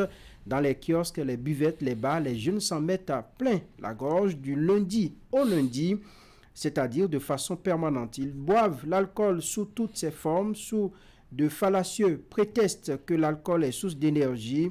Les manœuvres, les ouvriers, même les conducteurs de taxi-moto, de véhicules sont dans l'alcool du matin au soir. Conséquence, à travers le pays, nous avons des jeunes affaiblis, dénaturés, les joues flottantes. Les jeunes sont tout aujourd'hui sauf des bras valides, comme on les appelle. Les conséquences à moyen et long terme, même en cas de faible consommation de l'alcool, sont une influence sur le développement de nombreuses pathologies telles que les cancers, les maladies cardiovasculaires, les maladies digestives, les maladies du système nerveux, des troubles psychiques. L'alcool peut être chez les jeunes à l'origine de difficultés plus banales, à savoir fatigue, tension artérielle trop élevée, troubles du sommeil, problèmes de mémoire ou de concentration. Le plus dur, c'est lorsque l'alcool prend le contrôle des actes que posent ces jeunes dans la vie quotidienne. Il les mène à commettre des crimes, des actes très peu orthodoxes. Ce produit psychoactif modifie la conscience et les perceptions et de ce fait le ressenti et les comportements, ce qui fait qu'une fois l'avoir ingurgité, les jeunes se prennent pour le centre du monde et ne posent que des actes répréhensibles. Certains sont addicts, très dépendants. Il faut batailler dur pour les extirper à cette substance ennemie du foie. En somme, l'alcool décime la jeunesse et la conduit dans l'abîme et on est en droit de se demander à qui la faute. Que doit-on faire pour aider cette jeunesse qui s'engouffre dans l'alcool, parfois de très mauvaises factures fabriquées dans des conditions inimaginables, Tanguy Agoyi? La jeunesse se livre justement à l'alcool, donc c'est un fait. L'autre fait, c'est qu'elle a de si de problèmes qui restent sans solution. Et cela ne pourrait-elle pas expliquer un peu cette addiction, cet amour pour l'eau de vie? L'eau de vie, vous l'appelez, c'est l'argument qui est souvent brandi pour effectivement justifier cette trop grande dépendance développée par les jeunes vis-à-vis de l'alcool et surtout de l'alcool bon marché, de Porto Novo à Tangueta en passant par Calavi, Abomey, Parakou, Lokossa. La forte consommation de l'alcool par la couche juvénile devient un véritable problème de société qu'il faut inscrire dans les priorités. Seules les solutions holistiques pourraient nous sortir d'affaires. Le gouvernement doit, à mon avis, mener des études profondes pour déceler les réelles causes de ce phénomène qui prend des proportions alarmantes. Si le chômage, le manque d'emploi était effectivement la cause évoquée par bon nombre de jeunes pour s'adonner à l'alcool, on ne verrait pas des jeunes fonctionnaires, des jeunes cadres, des militaires, des enseignants, des agents de santé et même de jeunes cadres ayant fraîchement gagné leur boulot s'accrocher autant à la consommation de l'alcool. Donc le problème pour moi est ailleurs. Seules les études de sociologues, de psychologues nous situeraient sur les effets de cette habitude. Au-delà d'un simple phénomène, c'est une crise sociale qu'on a tendance à négliger et qui nous rattrapera d'ici à quelques années si rien n'est fait. La consommation de l'alcool par la couche juvénile est une véritable bombe à retardement qu'il faut désamorcer au plus vite avec des solutions bien pensées et durables. Si nous voulons toujours avoir de la production du coton et voir nos champs abondants, avoir même des jeunes qui réfléchissent pour trouver des solutions aux problèmes de la société, il faut sauver cette jeunesse des griffes du sodabi, comme on l'appelle en langue locale, de l'alcool frelaté qui court les rues. C'est un combat qui incombe aux gouvernants, mais plus encore aux différentes composantes de la société, telles que les religieux, les journalistes, comme on le fait déjà ce matin, les enseignants et surtout les familles. Autrement, nous allons droit dans le mur, car une nation qui ne regorge que des jeunes alcooliques, ivres, dépendants de cette substance, est une jeunesse en perte de ses repères et inutile à cette même nation. C'est donc urgent d'agir. Merci beaucoup à vous, Frank, pour ce commentaire ce matin qui ouvre donc nos débats. William, bonjour. Eric, bonjour. Ulrich, bonjour. C'est vrai qu'il est difficile d'avoir des statistiques qui établissent, ma foi, l'engagement des jeunes de la consommation de l'alcool. C'est pas si c'est un engagement. En tout cas, cet amour pour cet alcool-là. Mais il y a un fait que c'est récurrent, que des autorités se plaignent. Franck a eu peur d'évoquer des localités, mais les réalités sont là. Dans la Takora, on dénonce beaucoup de jeunes qui consomment l'alcool. Et dernièrement aussi, dans la presse, j'ai lu qu'à Tofa aussi, des jeunes font des exploits avec justement le Sonabi en question. Comment est-ce qu'on peut s'expliquer cet abonnement fidèle? L'explication est toute simple. Il faut déjà commencer par regarder la manière dont les jeunes vont vers l'alcool. Le premier aspect que nous devons prendre en compte, c'est l'influence des pairs. Je parle de la parité. Ces camarades, ces amis qui ont facilement accès, qui consomment l'alcool et qui, a priori, commencent par induire, par inciter leurs camarades, leurs amis de classe, leurs amis de quartier à consommer aussi l'alcool. Donc, une fois goûté, on commence par y prendre goût. Et l'autre aspect, c'est qu'autour de ces débits d'alcool, on constate aussi qu'il y a parfois des challenges. Et on se dit, on veut voir le meilleur consommateur, celui qui tient plus l'alcool, c'est-à-dire l'alcoolo résistant. Et au finish, on commence par devenir très... ça devient une addiction pour ces jeunes-là. Ça, c'est le premier aspect. Le second aspect, c'est l'accès facile de ces jeunes à l'alcool. Il faut justement qu'il y ait une meilleure réglementation pour interdire, ou du moins pour ralentir cette facilité d'accès à l'alcool, parce que, observez autour de nous, les bistrots, les cabarets de rue, les cabarets de quartier, il y en a plein. Parce que quand nous parlons d'alcool, l'erreur que nous commettons très souvent, c'est que nous ne voyons que l'alcool artificiel ou l'alcool qui a été fabriqué de façon pas des produits chimiques, mais nous ne voyons pas de côté, nous ne voyons pas aussi cet alcool-là qui provient de nos boissons traditionnelles locales. Je veux parler en l'occurrence du tchoukoutou et consorts que les jeunes prennent à fond, à foison. Donc, quand nous prenons tous ces cas, c'est difficile de ne pas avoir des jeunes qui s'adonnent à l'alcool. Et qu'il vous souvient, vous avez dit tout à l'heure qu'il n'y a pas de chiffres. Il y a bien évidemment des chiffres. Quand nous prenons par exemple l'OMS qui a fait son rapport de 2019, qui précise que le Bénin occupe la 34e place parmi les pays où l'alcool est le plus consommé. Et que les jeunes s'adonnent à cette pratique-là au détriment de leur vie. Je pense que l'OMS a dit beaucoup de choses. Nous irons encore à l'université d'Abomey-Calavi où une dame, en l'occurrence Célestine Jokossi, a fait un travail sur les déterminants socio-économiques de l'alcool dans la Takora, et plus précisément à Natitingou. Vous avez bien fait tout à l'heure de parler de la Takora, et c'est juste. Et là, elle a beaucoup parlé de ces alcools qu'on commercialise dans les sachets et consorts, et également du tchoukoutou, la boisson traditionnelle, qui est également consommée à foison. Donc je pense que le mal est là. Il va falloir maintenant voir dans quelle mesure réduire l'accès facile à cet alcool et aussi sensibiliser les jeunes. William, comment vous expliquez-vous ce constat-là, cette propension des jeunes à regarder dans le verre? De grandes choses. On le boit jusqu'à la lie pour noyer sa misère, ne sachant pas que l'alcoolodépendance ne fait pas disparaître les problèmes que l'on a. Vous voyez, on n'a rien à faire, très oisif, on n'a pas de source de revenus, on est embourbé dans des conditions, dans les inégalités sociales qui se creusent de plus en plus. Commencez par constater avec moi que vous évoquez une récurrence, une prédominance dans des milieux enclavés. Quoi qu'on dise, ce sont des milieux qui n'ont pas les mêmes réalités que dans les centres urbains. J'en viendrai sur la question des pôles urbains. Là-dessus, entendons-nous, la précarité fait place à cet état d'ébriété dans lequel les gens aiment rester pour un temps soit peu planer, aller au-dessus. C'est comme le tabagisme à un certain point. Ça devient c'est un remède contre la faim par endroits, c'est un remède contre les maux de la vie, les péripéties de la vie auxquelles on est éternellement confronté, les sempiternelles difficultés auxquelles les gens sont confrontés. À côté de cela, je vois la question sociologique. Vous savez, il y a des milieux dans lesquels, quand on vous tend un verre d'alcool et que vous refusez d'y jeter votre langue, attention, vous prenez tous les problèmes de votre vie. Même le verre d'eau potable que vous burez dans cette maison vous saoulera. Vous serez vinique après avoir bu de l'eau. Justement parce que c'est une tradition, c'est extrêmement important de goûter à l'alcool avec les aînés.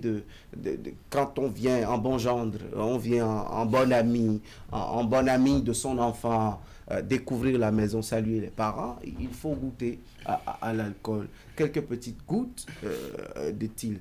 Au nom de cela, il faut comprendre que sociologiquement aussi, la pratique a un ancrage que qu'entre-temps on a perverti, qu'entre-temps on s'est permis d'exacerber en matière de pratique, notamment avec la jeunesse.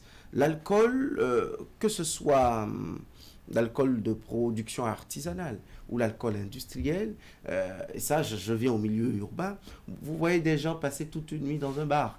Pour moi, il n'y a absolument aucune différence avec mon frère qui, dans sa gadgeterie, comme quelqu'un l'appelle, ce mot-là m'intéresse. Dans sa gadgeterie, a passé peut-être toute la soirée dans son kiosque, dans son cabaret. Donc, c'est une ressemblance toute faite. Et au moment où celui-ci a peut-être les moyens, oui. Je suis totalement d'accord avec vous, hein, sauf qu'il faut faire une petite démarcation. C'est vrai que quand on dit les jeunes boivent de l'alcool, tout de suite on jette les regards, et le riche a commencé à le faire, jette les regards sur les boissons traditionnelles qu'on a, le sodabi, le tukutu, le tchapalo, etc.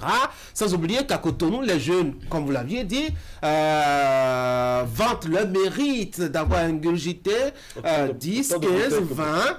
30 bouteilles. Vous avez même de ces cadres-là qui vous disent, bon, ben, moi je ne prends plus la bière, moi je prends du vin, comme si le vin n'était pas aussi alcoolisé et que l'alcool du vin n'avait pas les mêmes dégâts sur la santé. 17, 20 volts. Oui, mais ici, William, pourquoi j'évoque le fait ici, c'est qu'avec les boissons traditionnelles, on a des productions qui heurtent violemment la santé. Je suis totalement d'accord. Pas au même degré que la production industrielle qui est peut-être légèrement modérée. Mais reconnaissons que tous, ils affaiblissent leur cœur. Reconnaissons que tous... en fait, la richesse ou les quelques billets de banque en excès du citadin qui a passé toutes les 2 nuits de son week-end dans la boîte de nuit n'empêche pas les problèmes de santé auxquels il se soumet, comme le jeune frère qui peut-être, lui, en 1 heure de temps dans son bistrot est en train de se créer les problèmes que l'autre se créera en un mois. Production artisanale et ses effets aussi, parce que les questions de posologie, les questions de connaissance des éléments en présence, en présence des cachets, permettez mon terme familier, des petites, les Anglais disent tablettes, les comprimés, les produits psychotroques, j'ai l'expression, les produits psychotroques qu'ils ont et qu'ils avalent en plus pour avoir l'énergie à les corvées, à des tâches excessivement difficiles, déployant la force physique. En fait, ce sont des problèmes de santé publique. Et je me dis qu'on y prête très peu d'attention au niveau étatique, sinon on en ferait déjà des priorités. Non, je pense que de façon plus large, c'est un problème qui tue notre jeunesse. Et je me réjouis de cette précision que vous avez apportée, justement. Ne mettons pas un focus seulement sur l'alcool qui est travaillé dans nos communautés. Nous savons aujourd'hui que en week-end, nous voyons les défis que les jeunes se lancent, 20 bouteilles sur une table, et on encourage cela. C'est devenu d'ailleurs un modèle, parce que on peut espérer que nous sommes dans un monde de plus en plus moderne, où les valeurs ne sont plus entretenues comme cela se doit, où les vices sont applaudis, et donc quand vous voyez autour d'une table 2 jeunes, 3 jeunes, mais qui sont en train de finir 2 casiers, on donne un point, on estime que c'est ça qui fait la force, vous êtes fort, vous êtes bien, vous êtes encouragé. quant à eux encore de remettre ça le week-end prochain. Et ces scènes, nous les voyons au bout de nos rues, dans nos villes. Ça? Alors, je pense qu'il y a le fait qu'aujourd'hui, ce qui était plus ou moins interdit, juste dans un passé récent, aujourd'hui, nous sommes dans une société où on finit par accepter un certain nombre de choses avec beaucoup de banalité. Je suis sûr que si on retourne dans ce passé et que les parents trouvaient même une bouteille de sucrerie dans votre main, c'est un problème déjà. Parce que on commence par une sucrerie, après ça rentre dans autre chose. Et on vous l'interdit. Alors, aujourd'hui, même l'enfant de bas âge, on l'habitue déjà à l'alcool parce qu'on se dit que quand on le prépare à la durée de la vie, il faut être fort, il faut être mentalement fort. Et facilement, avec beaucoup de complicité, on encourage la chose et progressivement, n'est-ce pas, ça prend corps. Et nous nous retrouvons, n'est-ce pas, à avoir des jeunes qui sont plus amis à l'alcool qu'au travail. Oulam l'a évoqué, le mal le plus profond, c'est dans nos milieux ruraux où, avec la précarité qu'on connaît dans ces milieux, on a l'alcool que comme fidèle compagnon, où on se dit qu'avec ce produit, on peut se vanter de vivre. Oui, même si je n'ai pas trouvé à manger dans la journée, au moins j'ai eu ma dose d'alcool. Et c'est bon pour la journée. Moi, je pense que dans une société où on peut rassembler du fer rouillé, on peut prendre ce que nous appelons en langue locale Atlanti, on peut prendre des produits au Nigeria et on peut fabriquer l'alcool en une fraction de minutes. On ne peut qu'assister à ce que nous avons aujourd'hui comme problème. Parce que si effectivement on doit par exemple fabriquer de façon industrielle et que le coût est légèrement élevé puisque les gens doivent y ajouter toutes les dépenses et tout, on ne serait pas à ce stade-là aujourd'hui. Aujourd'hui, l'alcool que vous achetez, le soda-bi que vous achetez à 1500 le litre quelque part, vous pouvez en avoir à 500 francs, à 800 francs ailleurs. Donc, les gens ont plus de facilité à réunir quelques pièces, peut-être entre copains, pour se prendre le litre d'alcool frelaté et à boire cela à longueur de journée. L'autre cause également, on parlera des problèmes de la vie. Mais pour ceux qui sont dans l'alcool vraiment, quand vous les approchez, vous dites, mais lorsque l'effet de l'alcool part, c'est que les problèmes deviennent encore plus grands. Et c'est pour cela qu'ils retournent dans les gadgeteries, dans les kiosques c'est assez paradoxal, non? Vous adoptez une solution qui n'apporte pas... une option qui n'apporte pas de solution à vos soucis, mais vous accentuez justement... C'est une forme d'illusion. Voilà, c'est une forme d'illusion et de fausses solutions qu'on apporte à de réels problèmes. Vous prenez, vous réveillez, les problèmes de vente sont toujours là, vous n'avez pas de l'argent pour envoyer les enfants à l'école. C'est pas quand vous quittez l'effet de l'alcool que ces problèmes-là trouvent de solutions. Au contraire, ça vous attend bien engagé, le problème est engagé et vous attend là plus solide. Donc c'est une fausse illusion, c'est une illusion qu'on se fait, c'est une fausse image qu'on se fait de fausses solutions à des problèmes que nous vivons tous les jours. Moi je pense que on doit faire le débat autour, organiser des assises, engager des études, faire des enquêtes pour véritablement trouver la solution. C'est pourquoi je disais dans mon commentaire qu'il faut, avant même d'en venir aux solutions, je sais que vous allez engager le débat, qu'il faut des solutions holistiques, c'est-à-dire qui ne prennent pas en compte seulement, on dit il faut réprimer, il ne faut pas permettre que les gens achètent de l'alcool, il ne faut pas permettre qu'ils aillent, mais échanger avec ces jeunes-là qui sont dans l'alcool du matin au soir, échanger avec la communauté. Et ce dont parlait William, lorsqu'on vous tend le taluk mimi pour vous inviter à prendre l'alcool, ce n'est pas pour vous dire, écoute, tu en prends à 6 heures, déjà à 7 heures, tu es dedans. Il faut en faire un ami fidèle. Non, il ne faut pas en faire un ami fidèle. Il faut en prendre pour le plaisir. Voilà. Ce sont des manières que nos parents avaient d'accueillir, ou bien lorsque on veut manger, eh bien, il faut prendre. Et ça ne peut pas, en principe, vous amener à être aussi dépendant. Mais celui qui, par exemple, veut manger le matin, prend le petit talopémie. À midi, prend son petit talopémie. Le soir, ce n'est pas de ceux-là qu'on a peur aujourd'hui. Ce n'est pas pour ceux-là que nous nous nous inquiétons. Mais c'est déjà le cas, justement. Là, vous parlez déjà de 3 verres par jour. Là, le riche, c'est déjà 3 verres par jour.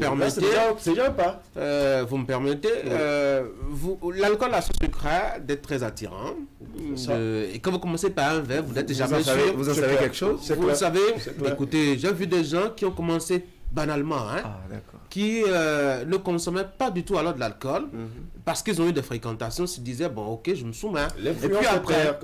Et puis après, ils sont devenus ce qu'ils sont devenus. On a beaucoup d'amis, vous avez certainement des jeunes autour de vous qui vivent ça aussi, qui ont subi une transformation radicale, simplement parce que... Qui se sont spécialisés. Oui, exactement. Et qui ne peuvent pas vivre une journée... Écoutez, j'ai eu un ami, par exemple, je crois que ça remonte à 3 ou 4 ans, parce qu'il n'a pas pris une bouteille de bière jusqu'à 20 ans, mais il transpirait à grosses gouttes. C'était comme... J'ai jamais vu ça. C'était phénoménal pour moi que quelqu'un ne puisse pas, enfin, pour une journée, s'abstenir de prendre justement une bouteille de bière. Et vraiment, il en était malade. Oui, Ulrich. Oui, vous avez bien fait de parler, de donner cet exemple-là en dernière position, parce que c'est ça justement qui fait le problème. 1 verre, 2 verres, 3 verres. Par jour, vous êtes déjà à 3 verres par jour. Qu'on le veuille ou non, vous allez déjà vers l'addiction. Qu'on le veuille ou non. Parce que, à force de faire 1 verre le matin, 1 verre à midi, 1 verre le soir, le lendemain, vous allez refaire ces mêmes verres. Faites un peu le point dans la semaine. Combien de verres vous avez pris par semaine? Déjà, nous sommes dans l'addiction. Je veux venir sur le cas des jeunes. L'OMS a été précis quand elle a parlé justement de ce taux de cette place de la 34e place que le Bénin a occupe du moins en 2019 parce que nous sommes en 2024.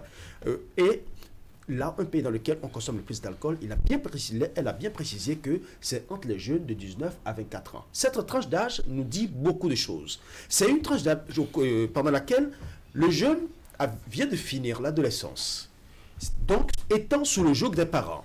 Et il veut passer à la maturité, une période assez sensible où il est censé se connaître et il veut se connaître, il a le désir et l'amour profond de se connaître. Et là, il se heurte subitement à l'influence des pères. Ses camarades qui peut-être dès le bas âge étaient déjà imbibés dans l'alcool. Et il commence par les fréquenter, il va se prendre. Deuxième chose que nous sommes en train d'ignorer sur ce plateau, là tout de suite, là, il y a l'effet publicitaire.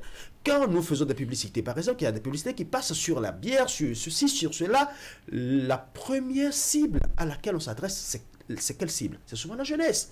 Et parfois, vous voyez des bières où on parle, il faut être fort, il faut être bien, il faut être beau, il faut être si. Quand on vous dit tout cela et que vous voulez vous identifier à cette bière, c'est que subitement, cet effet impact publicitaire va vers cette bière et en consommant 1 fois, 2 fois, 3 fois, l'addiction vient toujours. Je ne voudrais pas non plus qu'on fasse le procès des bières locales à celles industrielles parce qu'il y a des bières locales qui sont très bien fabriquées et qui ont moins d'effets nocifs que les bières industrielles qui ont beaucoup de produits chimiques.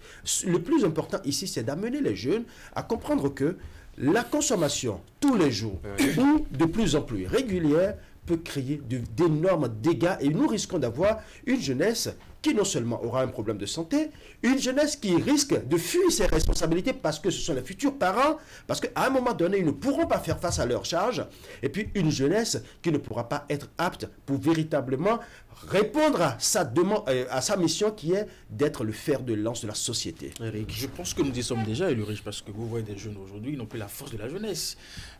Cette force... Vous avez des gens de 25 ans qui vous donnent l'aide d'être dans la 75e revendication. Non, et quand vous le voyez, vous avez envie de dire Pépé, et ça crée, il est choqué. Et l'autre problème avec sa jeunesse, c'est qu'on est obligé alors d'aller vers des boissons énergétiques pour compenser la force qu'on a perdue ou qu'on a gâchée justement dans la consommation de l'alcool. Je pense que l'alcool soit industrialisé ou fabriqué de façon locale, ça reste l'alcool. Et on peut peut-être, comment on dit, observer qu'on peut consommer par moment, n'est-ce pas, l'alcool, mais en faire véritablement un travail, être dépendant de ça, c'est là se pose véritablement le problème, parce que c'est ce que nous dénonçons. Il faut quand même de façon raisonnable avoir un taux d'alcool dans son organisme, Parfois, c'est même recommandé par des médecins.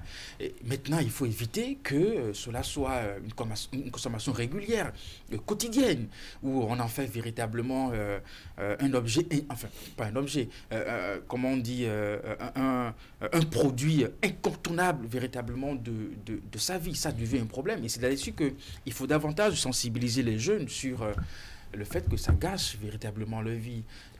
C'est vrai qu'il y a. Vous pensez qu'ils sont pas conscients de ça?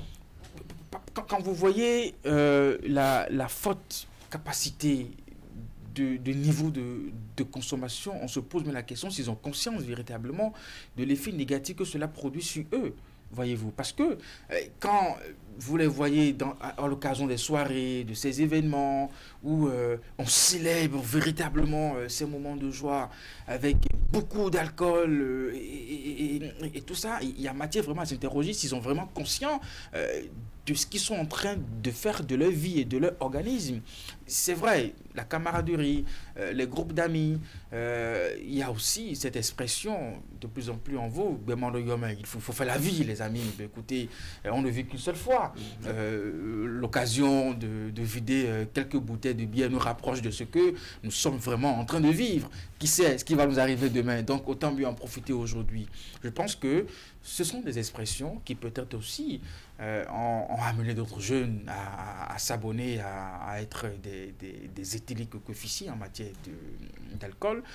Je pense qu'il faut davantage raisonner les esprits, les amener à de meilleurs sentiments, à avoir ne serait-ce qu'une petite distance avec l'alcool.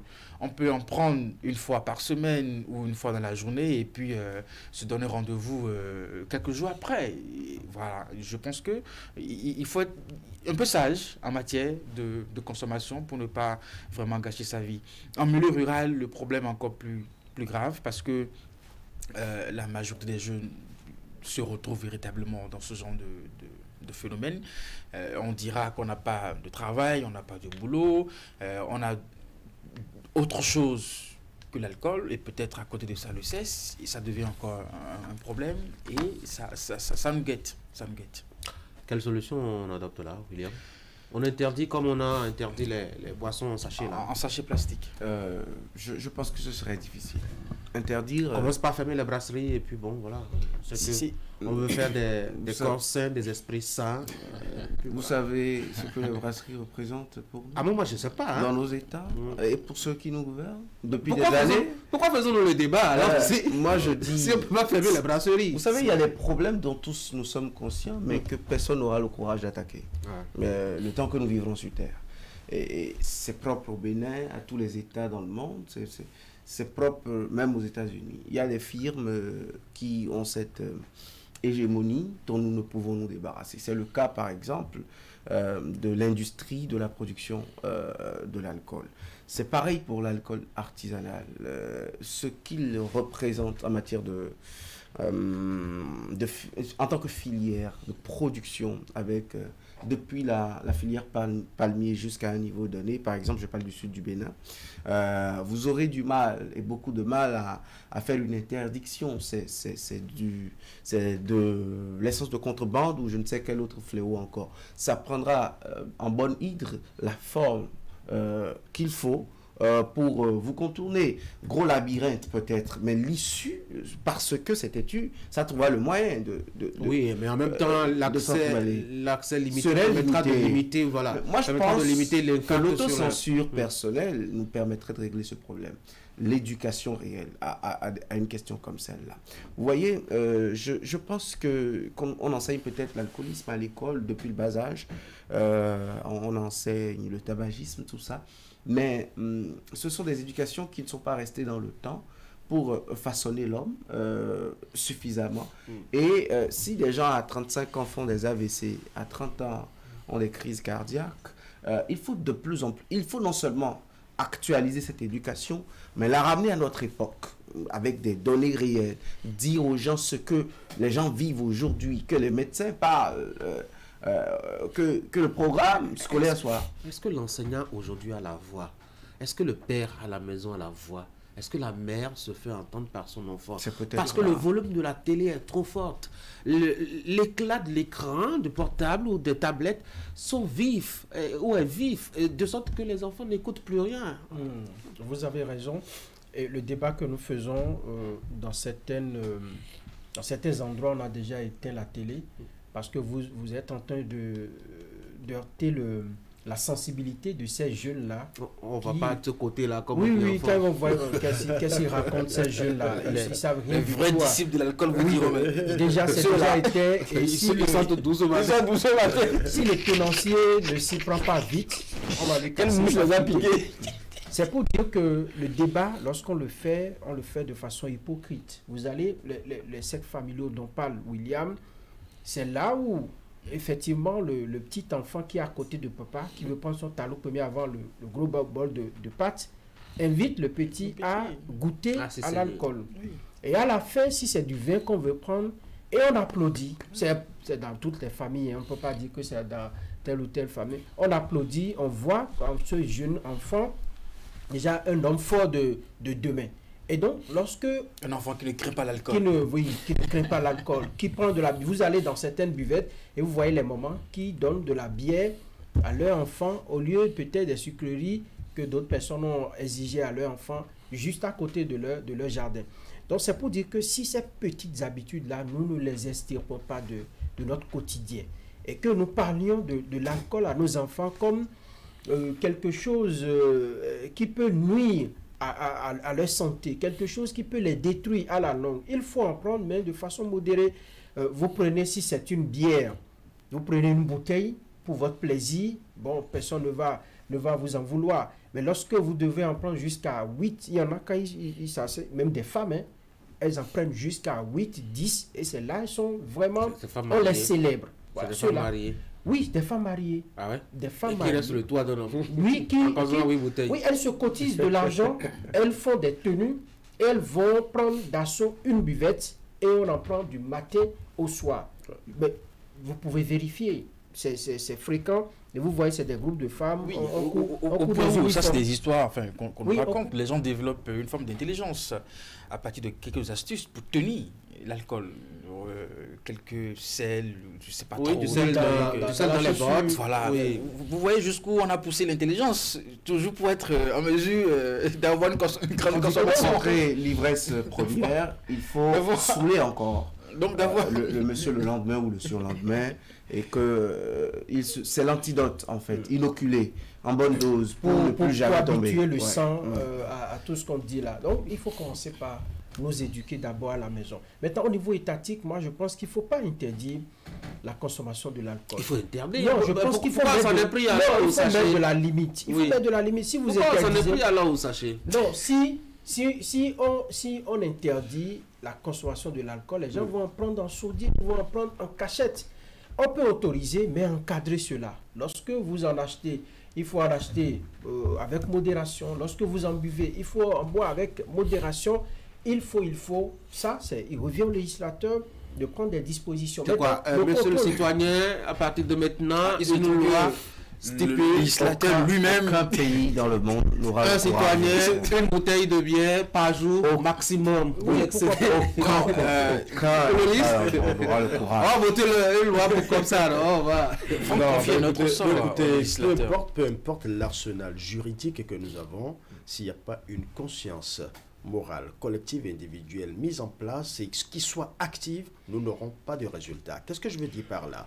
La preuve, il y a interdiction de fabrication, de distribution et de vente des sachets de l'alcool dans les sachets plastiques. Mais où en sommes-nous? Circulez un peu. Je crois que ça a baissé. Ça a baissé, certes.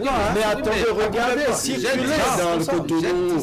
N'allez même pas loin. N'allez même pas loin. Circulez dans les rues de Cotonou. Vous verrez, c'est là, c'est à portée de main. Et les enfants, les jeunes continuent d'en prendre. Les ouvriers, les manœuvres et tout ça, ils continuent d'en prendre. Donc c'est toujours là. C'est pour faire comprendre que la chicha aussi. La chicha aussi, elle est là. Les gens malgré les interdits. C'est pour faire comprendre que malgré l'arsenal juridique. Deux secondes, vous coupez, j'ai vu dans une buvette à Boycon, récemment, il y avait bien affiché le communiqué, il est interdit de prendre la chicha. Et à côté, on avait aligné les bouteilles. Les ustensiles de la bien boire, le dispositif, faut bien fumer. C'est ça justement, c'est ce que Jacques Lanzmann disait dans le Lama Bleu en disant pure matière et matière fécale ne font pas bon ménage. Malheureusement, nous avons constaté que ici, ça fait bon ménage parce que le communiqué qui l'interdit est là et les ustensiles sont aussi là. Là, j'en viens à la solution, à des approches de solutions. Tout de suite, il faut commencer par conscientiser ces jeunes et pas travailler avec ces jeunes parce qu'il faut commencer par travailler sur des exemples, des modèles de jeunes. Parce que ces jeunes ont des amis, ont des camarades. C'est des gens, ils ont des modèles qui ne sont pas toujours de vrais modèles. Parce que quand je parle de l'influence des pairs, c'est que c'est des gens qui consomment et qui sont les meilleurs consommateurs, les alcoolos résistants, ceux-là qui peuvent consommer autant de bouteilles que possible, qui peuvent prendre autant d'alcool que possible et tenir. Ce sont ceux-là même qui ramènent le groupe à la maison parce que les autres sont déjà complètement avachis. Mais quand vous leur faites la promotion de notre modèle de jeunes, des jeunes qui peut-être ont été secoués par ce même fléau et qui s'en sont relevés et qui peuvent maintenant aider les autres à leur dire voilà comment moi je me suis relevé. Je pense que c'est des exemples comme ça qu'il va falloir promouvoir. Autre chose aussi, ailleurs, dans d'autres pays, nous l'avons vu et c'est fait, c'est respecté. On demande aux tenanciers de respecter le débit pour chaque consommateur, soit-il mature ou pas. Vous venez, d'abord si on constate que vous n'êtes pas encore majeur, on vous interdit carrément l'accès. Deuxième chose, même si vous êtes majeur, vous prenez une bière, 2 bières, après de la 3e bière, le tenancier vous dit, je ne peux pas vous servir cette bière-là, soit vous allez dans un autre bistrot pour vous servir, mais nous, ici, on ne peut pas vous servir cette 3e bière. C'est pour vous faire déjà comprendre Non, mais il peut faire le tour d'autant de bistrots qu'il veut, mais là déjà, le tenancier de ce bar a limité, un tant soit peu, cet accès-là. En faisant le tour, si éventuellement il devait prendre 3 dans chaque bistrot, mais ici, s'il prend 2, au lieu de se retrouver à 6, il peut se retrouver à 4, au moins, on l'aurait sauvé d'une certaine manière. Je pense que c'est des atouts comme ça qu'il faut mettre en place, parce que vous voyez, vous allez dans des bars, vous voyez peut-être 2-3 personnes assises, mais vous voyez un lot de bouteilles devant eux, c'est comme s'ils viennent exhiber leur potentialité à ingurgiter autant d'alcool que possible pour montrer quoi et pour démontrer quoi si ce n'est pas simplement qu'ils sont en train de se rendre malades. Les solutions. Je pense qu'il faut commencer par la conscience de chaque personne. Tout ce qui nous est permis ne nous est pas profitable. Nous avons notre corps, nous avons l'obligation de faire en sorte que cela soit comme on dit, en bonne santé, en évitant la consommation de ces produits d'alcool et puis tout ça. Les mesures d'interdiction, vous savez à la base ce qui se dit quand le gouvernement prononce par exemple... Eric, c'est quoi vous riez? Vous déconcentrez. Pourquoi vous riez? Non, même pas. Je constate qu'à ma droite, c'est déconcentré tout seul. Quand le gouvernement pose des questions sur votre collègue. Ah, tiens, le gouvernement le soupçonné d'avoir pris un verre ce matin avant de venir. Il y a quand même le raisonnement lucide et logique. Quand Franck a commencé par lire sa chronique, cette chronique est trop alcoolisée. Ah, si ça n'a pas coûté quelques verres. On va demander à ceux qui font les tests au marchand,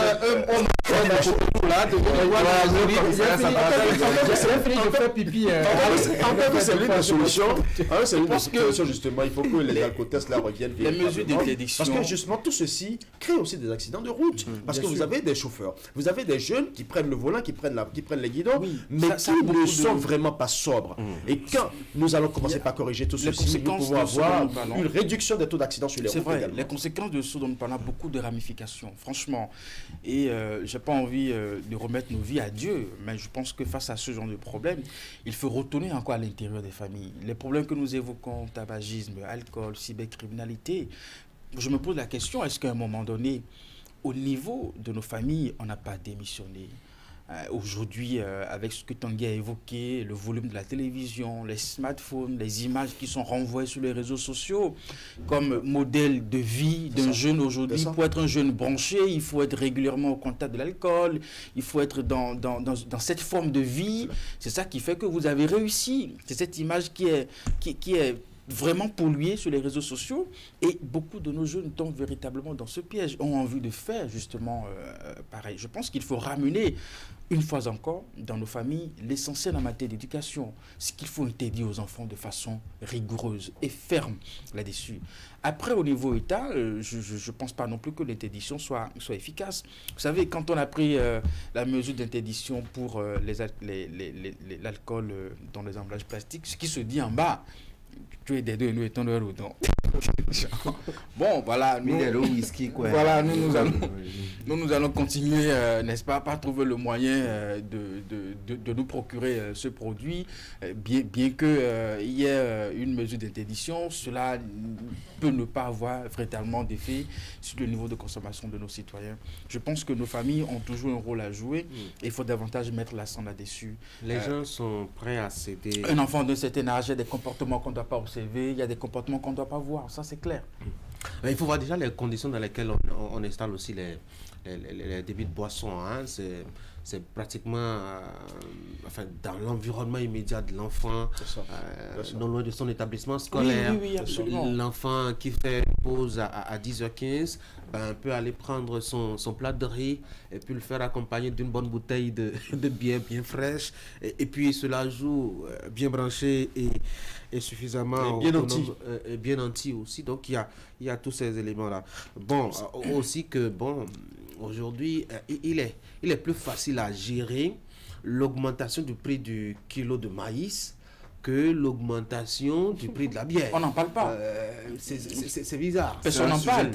Personne n'en parle. On vous dit, même si vous augmentez le prix de la bière, ça ne sera jamais un problème pour X ou Y.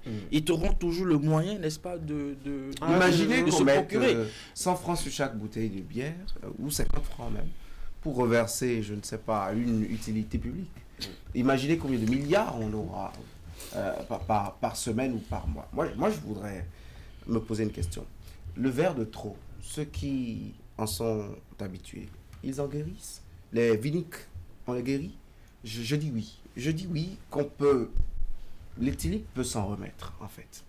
Et de ce point de vue, travailler personnellement chaque individu qui s'assoit devant sa table pour avaler beaucoup de boissons, c'est bien possible et c'est un pari qu'on peut gagner. Contrairement à l'interdiction au niveau État que je crains parce que, en fait, quoi qu'on dise, apparemment, c'est une norme. L'alcool, c'est une norme. Ceux qui ne sont pas dans cette cadence sont peut-être hors du jeu. Quoi qu'on dise, c'est bien vendu comme ça. Ce que moi je vois par contre comme faiblesse rapidement, c'est que, est-ce que si nous allons sur la fermeture de tout ce qui est brasserie, en tout cas industrie de fabrication d'alcool, est-ce que ça ne va pas créer encore nos problèmes deux fois plus grands, n'est-ce pas, que ce que nous dénonçons? Comment ça? Quel problème? Vous savez, il n'y a que dans cette vie, on a besoin d'un peu de tout pour faire l'équilibre, voyez-vous. Et si, pour le peu d'équilibre que certaines personnes ont besoin en matière d'alcool, je ne parle pas... C'est quoi? Être trop sobre? Non, je ne parle pas... Je parle pas. Non, vous en avez besoin qui sont dans une consommation modérée d'alcool et qui ont besoin de ça, n'est-ce pas, pour garder leur ligne. Je parle bien d'une consommation modérée. Voyez-vous. Et donc, si nous allons vers une fermeture et que même pour ces personnes qui affichent une consommation modérée n'ont plus la possibilité, n'est-ce pas, de se servir, n'est-ce pas, pour respecter leur ligne, qu'est-ce que ça peut créer encore comme un problème de santé dans la société? C'est une question, voyez-vous. Donc, je pense qu'il faut aller plutôt vers l'encadrement, trouver une formule de ce que les jeunes, surtout les jeunes, avec la tranche d'âge que Ulrich a donné, 18 à 24 ans, n'est-ce pas, n'est pas assez véritablement à l'alcool. Moi, j'ai vu dans un pays où, pour avoir accès à l'alcool, il faut présenter votre carte d'identité. On vous l'exige d'abord. Oui, on veut voir, est-ce qu'on a en face de nous quelqu'un qui est en mesure, n'est-ce pas, de supporter tes taux d'alcool avant, n'est-ce pas, de lui vendre ça. C'est mon argent. Oui, c'est votre question d'argent. Nous sommes même suivis par un professeur, M. Agbozo, qui dit, bravo les gars, vous avez abordé un sujet très important. Il dit, pour la plupart comme vous l'avez souligné, reste un fait de société sacrée. Il n'est pas rare qu'elles soutiennent que c'est leur mental qui se trouve renforcé et leur permet de relever des défis. Au nord-ouest du Bénin, Tangueta Materi Gwandé ou autres, il y a des jours déclarés sacrés pour la consommation de l'alcool. Les mardis sont déclarés sacrés et inviolables. Enseignants du Nord, vous n'avez pas le droit de faire des évaluations sommatives le mercredi matin, le mardi, la nuit, c'est pas tendu. Il y a des tisanes qualifiées. Il y a des tisanes qualifiées. Sérieusement là.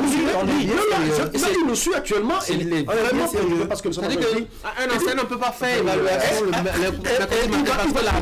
il va plus loin. Il dit il y a des tisanes qualifiées de protection. Résultat, il faut prendre 2 verres par jour pour se prémunir contre les envoûtements. La virilité se trouve aussi renforcée. Par la même occasion, le vin serait cette boisson qui rajeunit, dit la jeunesse. Les compétitions primaires encouragent la jeunesse. Concentrez-vous. C'est assez pertinent tout ce qu'il dit. Ça relance véritablement le débat et il propose même qu'il y ait de temps en temps des incursions pour vérifier, pour faire des alcotests dans les établissements afin d'amener cela obligerait les enseignants et même les élèves à beaucoup plus maintenant faire attention. Allez les gars, j'ai envie de dire sur ce message-là, vous voyez combien les pesanteurs culturelles font que nous ne pouvons pas avancer. L'alcool est une institution dans certaines de nos localités. Voyez, là maintenant, ce sont des... C'est William qui peut me confirmer ça. Nous-mêmes, nous célébrons l'alcool. Et ce dont nous parlons, le vieux qui a fini et qui est à la retraite, qui prend l'alcool, qui va dormir tranquillement, on ne parle pas de lui. Mais c'est le jeune qui a toute la vie devant lui, dont la nation a besoin, qui doit travailler, qui doit aller au bureau le lendemain, le lundi à 8h, mais qui jusqu'à 23h est devant des bouteilles de bière ou d'alcool et tout. C'est de ceux-là que nous parlons aujourd'hui. Et quand ça se passe comme ça, il y a matière à s'inquiéter, tout simplement parce que d'ici à quelques mois, vous allez voir des gens qui traînent l'hépatite, qui ont la cirrhose de foie, qui sont fatigués. Ils n'arrivent même pas à consommer, à prendre une boule d'acassa dans son volume d'aujourd'hui, c'est-à-dire la toute petite boule qu'on vend aujourd'hui. C'est l'alcool. Parce que les intestins sont chargés, les intestins sont rétrécis. Ça, je ne parle pas techniquement comme les médecins, mais on va vous dire que le ventre n'est plus... Il n'y a plus d'espace pour accueillir. Merci beaucoup à vous, chers messieurs. Il faut dire qu'il y a dans ce message un volet qu'on aurait pu aborder aussi qui est très important et qui relève de notre sociologie, de l'histoire, de notre tradition. Vous savez que la guérison par les plantes passe aussi par, je dois dire, la consommation de décoctions, etc. Et il me semble qu'il y a des maladies dont le traitement efficace passe forcément par justement la consommation, je dois dire, de décoctions issues avec un mélange d'alcool, etc. Ce qui accentue justement la propension à consommer de l'alcool. Je ne pense pas, parce que quand vous rentrez dans ce genre de discipline, en tout cas nos pères, ils y mettaient beaucoup de sagesse. Beaucoup de sagesse. La preuve est que quand à cette époque on soignait certaines maladies à partir de cette décoction mélangée avec l'alcool et puis tout ça, ils étaient toujours forts. Enfin, pas si toujours fort. Oui, vous voyez question de la virilité. Vous voyez passer dans je vous vois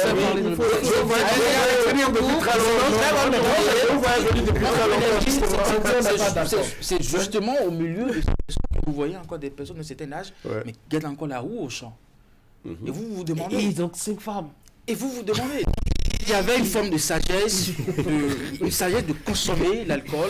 Je vois votre jeunes préoccupation liée à la virilité. Il y avait une sagesse autour. C'est évoqué. C'est pourquoi est-ce que ça vous dérange? Je comprends pourquoi Tanguy amène cet aspect-là vers la fin du débat. Pourquoi? C'est pourquoi? Non, vous avez évoqué la virilité. Oui. Alors, vous l'avez dit. Il l'a dit dans son message, le professeur. Il a dit que ça permet de... Il faut qu'on développe la virilité. Cet aspect. Ah, d'accord. Je sais que William est... les gars. Là, c'est la fin d'actualité. Merci d'avoir été là. Vous suivrez juste derrière moi le rappel des informations majeur traité par la rédaction de Canal 3 Bénin, l'exercice de Idriss Boukari le lundi matin, puis la rue de presse. Prenez soin de vous. Bonne journée.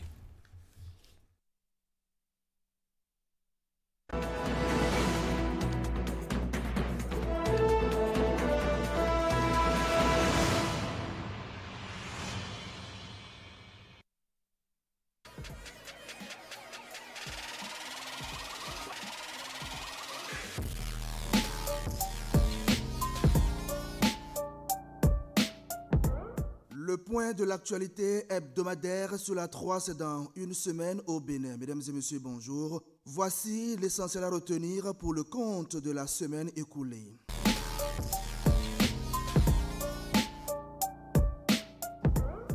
À 2 semaines de la rentrée scolaire 2024-2025, le Conseil national de l'éducation a tenu sa première session de l'Assemblée consultative à Cotonou. Il était question pour les acteurs de l'éducation nationale de faire un état des lieux du système éducatif béninois, de discuter des enjeux et des perspectives.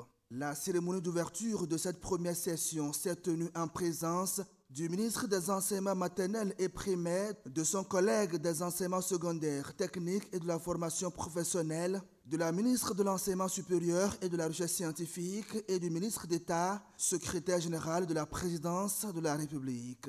Je voudrais, pour la circonstance et au nom du président de la République, vous féliciter pour votre désignation d'abord et pour votre nomination ensuite en qualité de membre de l'Assemblée consultative.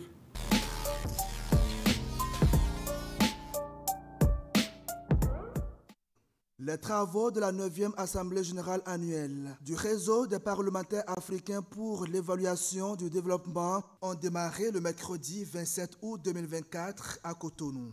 La rencontre, qui coïncide avec le 10e anniversaire de création du réseau, a duré 3 jours. Elle a été l'occasion pour les parlementaires présents venus de diverses régions africaines de focaliser leurs travaux sur le thème « Une décennie de renforcement des capacités des parlementaires africains ». Pour mieux légiférer, mieux contrôler et mieux évaluer les politiques publiques, réflexion, collaboration et perspectives. Les travaux de ces assises ont été lancés par Louis Vlavonou, président de l'Assemblée nationale du Bénin.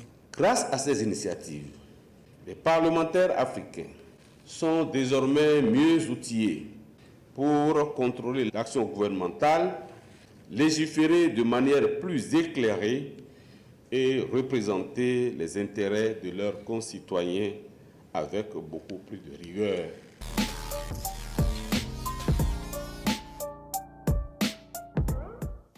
De leur côté, les membres du réseau des institutions nationales des droits de l'homme en Afrique de l'Ouest et au Sahel ont réfléchi sur le rôle des droits humains pour le développement durable, la paix et la sécurité.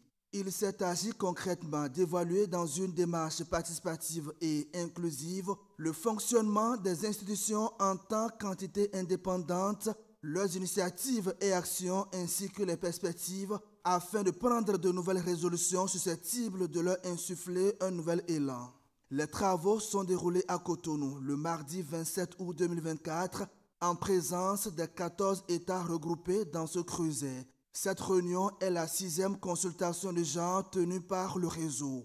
L'ouverture des travaux a été faite en présence des représentants des Nations Unies en charge des droits de l'homme, de la Commission de la CEDEAO et de plusieurs autres personnalités.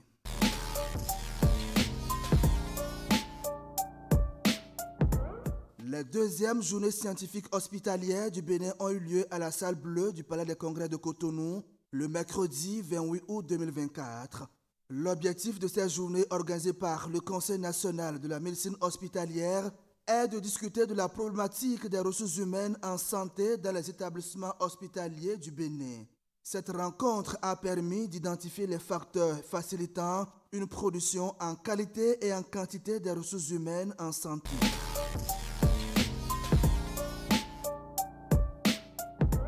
L'inspecteur général de police à la retraite, Théophile Ndakouagou, est élevé à la dignité de grand officier de l'Ordre national du Bénin. Une décoration qui est une manifestation de la reconnaissance de l'État béninois aux nombreux services rendus par l'homme tout au long de sa riche carrière, même après son admission à la retraite. Ancien commissaire central de Cotonou, ancien directeur général de la police nationale, ancien ministre de l'Intérieur, de la Sécurité publique et de l'administration des territoires, du président feu général Mathieu Kérékou, Théophile Ndakouagou a reçu sa distinction vendredi dernier à la salle de conférence du ministère du Travail et de la Fonction publique en présence de parents, amis et anciens collaborateurs. Vous avez servi avec un esprit d'équité la police béninoise afin qu'elle garde la place qui est la sienne parmi les institutions de l'État.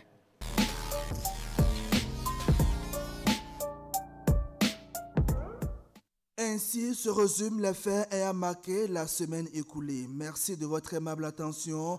À lundi prochain pour un autre point de l'actualité hebdomadaire.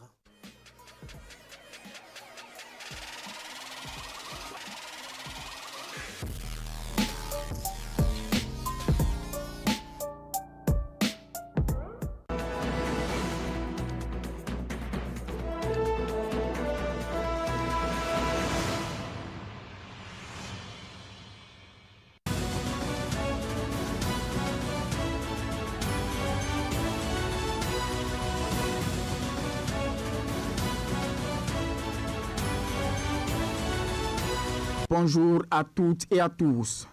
Après un mois de congé, l'équipe gouvernementale effectue son retour aux affaires ce jour. L'occasion est saisie par Fraternité pour dresser le point des urgences et défis sur lesquels Patrice Talon et ses ministres doivent travailler. Le quotidien Maison nous révèle par surcroît que la nomination des ministres conseillers n'est plus qu'une question de temps. Au nombre des dossiers brûlants sur lesquels doit se pencher le gouvernement, figure selon le journal l'affaire Steve Amoussou, le code électoral toujours source de polémique, la variole de singe et le choléra qui constituent de véritables menaces pour le Bénin. À cette liste, il faudra ajouter la sempiternelle équation des inondations qui se pose à nouveau en cette veille de la rentrée des classes. Pour l'emblème du jour, il s'agit d'un casse-tête supplémentaire pour les parents d'élèves. Le quotidien nous rapporte en effet que les dernières pluies qui se sont abattues sur la ville de Parakou ont fait des sinistrés, plusieurs habitations ayant été envahies par les eaux.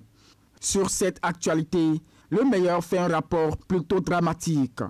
Le Canard annonce que dans les flots, un enfant a perdu la vie. De la même veine, le Télégramme alerte les populations de 5 communes du Bénin sur la montée des eaux du fleuve Niger. En attendant que tous ces défis ne soient relevés par le gouvernement, la nouvelle loi sur la Commission béninoise des droits de l'homme, votée le 19 juin 2024 à l'Assemblée nationale, est déjà promulguée par le chef de l'État. L'information est libérée par Libération, qui précise que cette promulgation intervient après un contrôle de constitutionnalité effectué par la Cour constitutionnelle. Le changement majeur inclus dans la nouvelle loi est relatif, selon le Canard, à la composition et au mode de désignation des membres de la CBDH. Au nombre de 11 par le passé, les membres de l'institution passent à 7, sachant qu'elle sera désormais composée d'un enseignant de droit, de psychologie ou de sociologie à l'université, ayant au moins 10 ans d'expérience. L'information est relayée par plusieurs journaux parus ce matin, dont le matinal qui précise que les nouveaux membres de la commission seront bientôt connus. De son côté, le potentiel s'intéresse au coût de l'élection des professionnels des médias à la haute autorité de l'audiovisuel et de la communication, 7e mandature, et conclut que la Sénat est un gouffre financier. Le journal fait plusieurs révélations selon lesquelles l'organisation de l'élection a coûté 35 millions de francs CFA aux contribuables béninois et plusieurs millions ont été distribués aux cadres, chauffeurs, gardes du corps et autres agents de l'institution. Mesdames et messieurs, revenons au quotidien Le Matinal qui rapporte les mises en garde du Centre national d'investigation numérique, ex-OCRC, contre la tontine en ligne. À travers une publication faite sur sa page Facebook, jeudi 29 août 2024, l'institution a alerté les populations sur le caractère illégal de cette forme de collecte d'épargne et les risques qu'elle présente. Le centre a saisi l'occasion pour mettre en garde les organisateurs. Fin de la revue de presse de ce lundi 2 septembre 2024.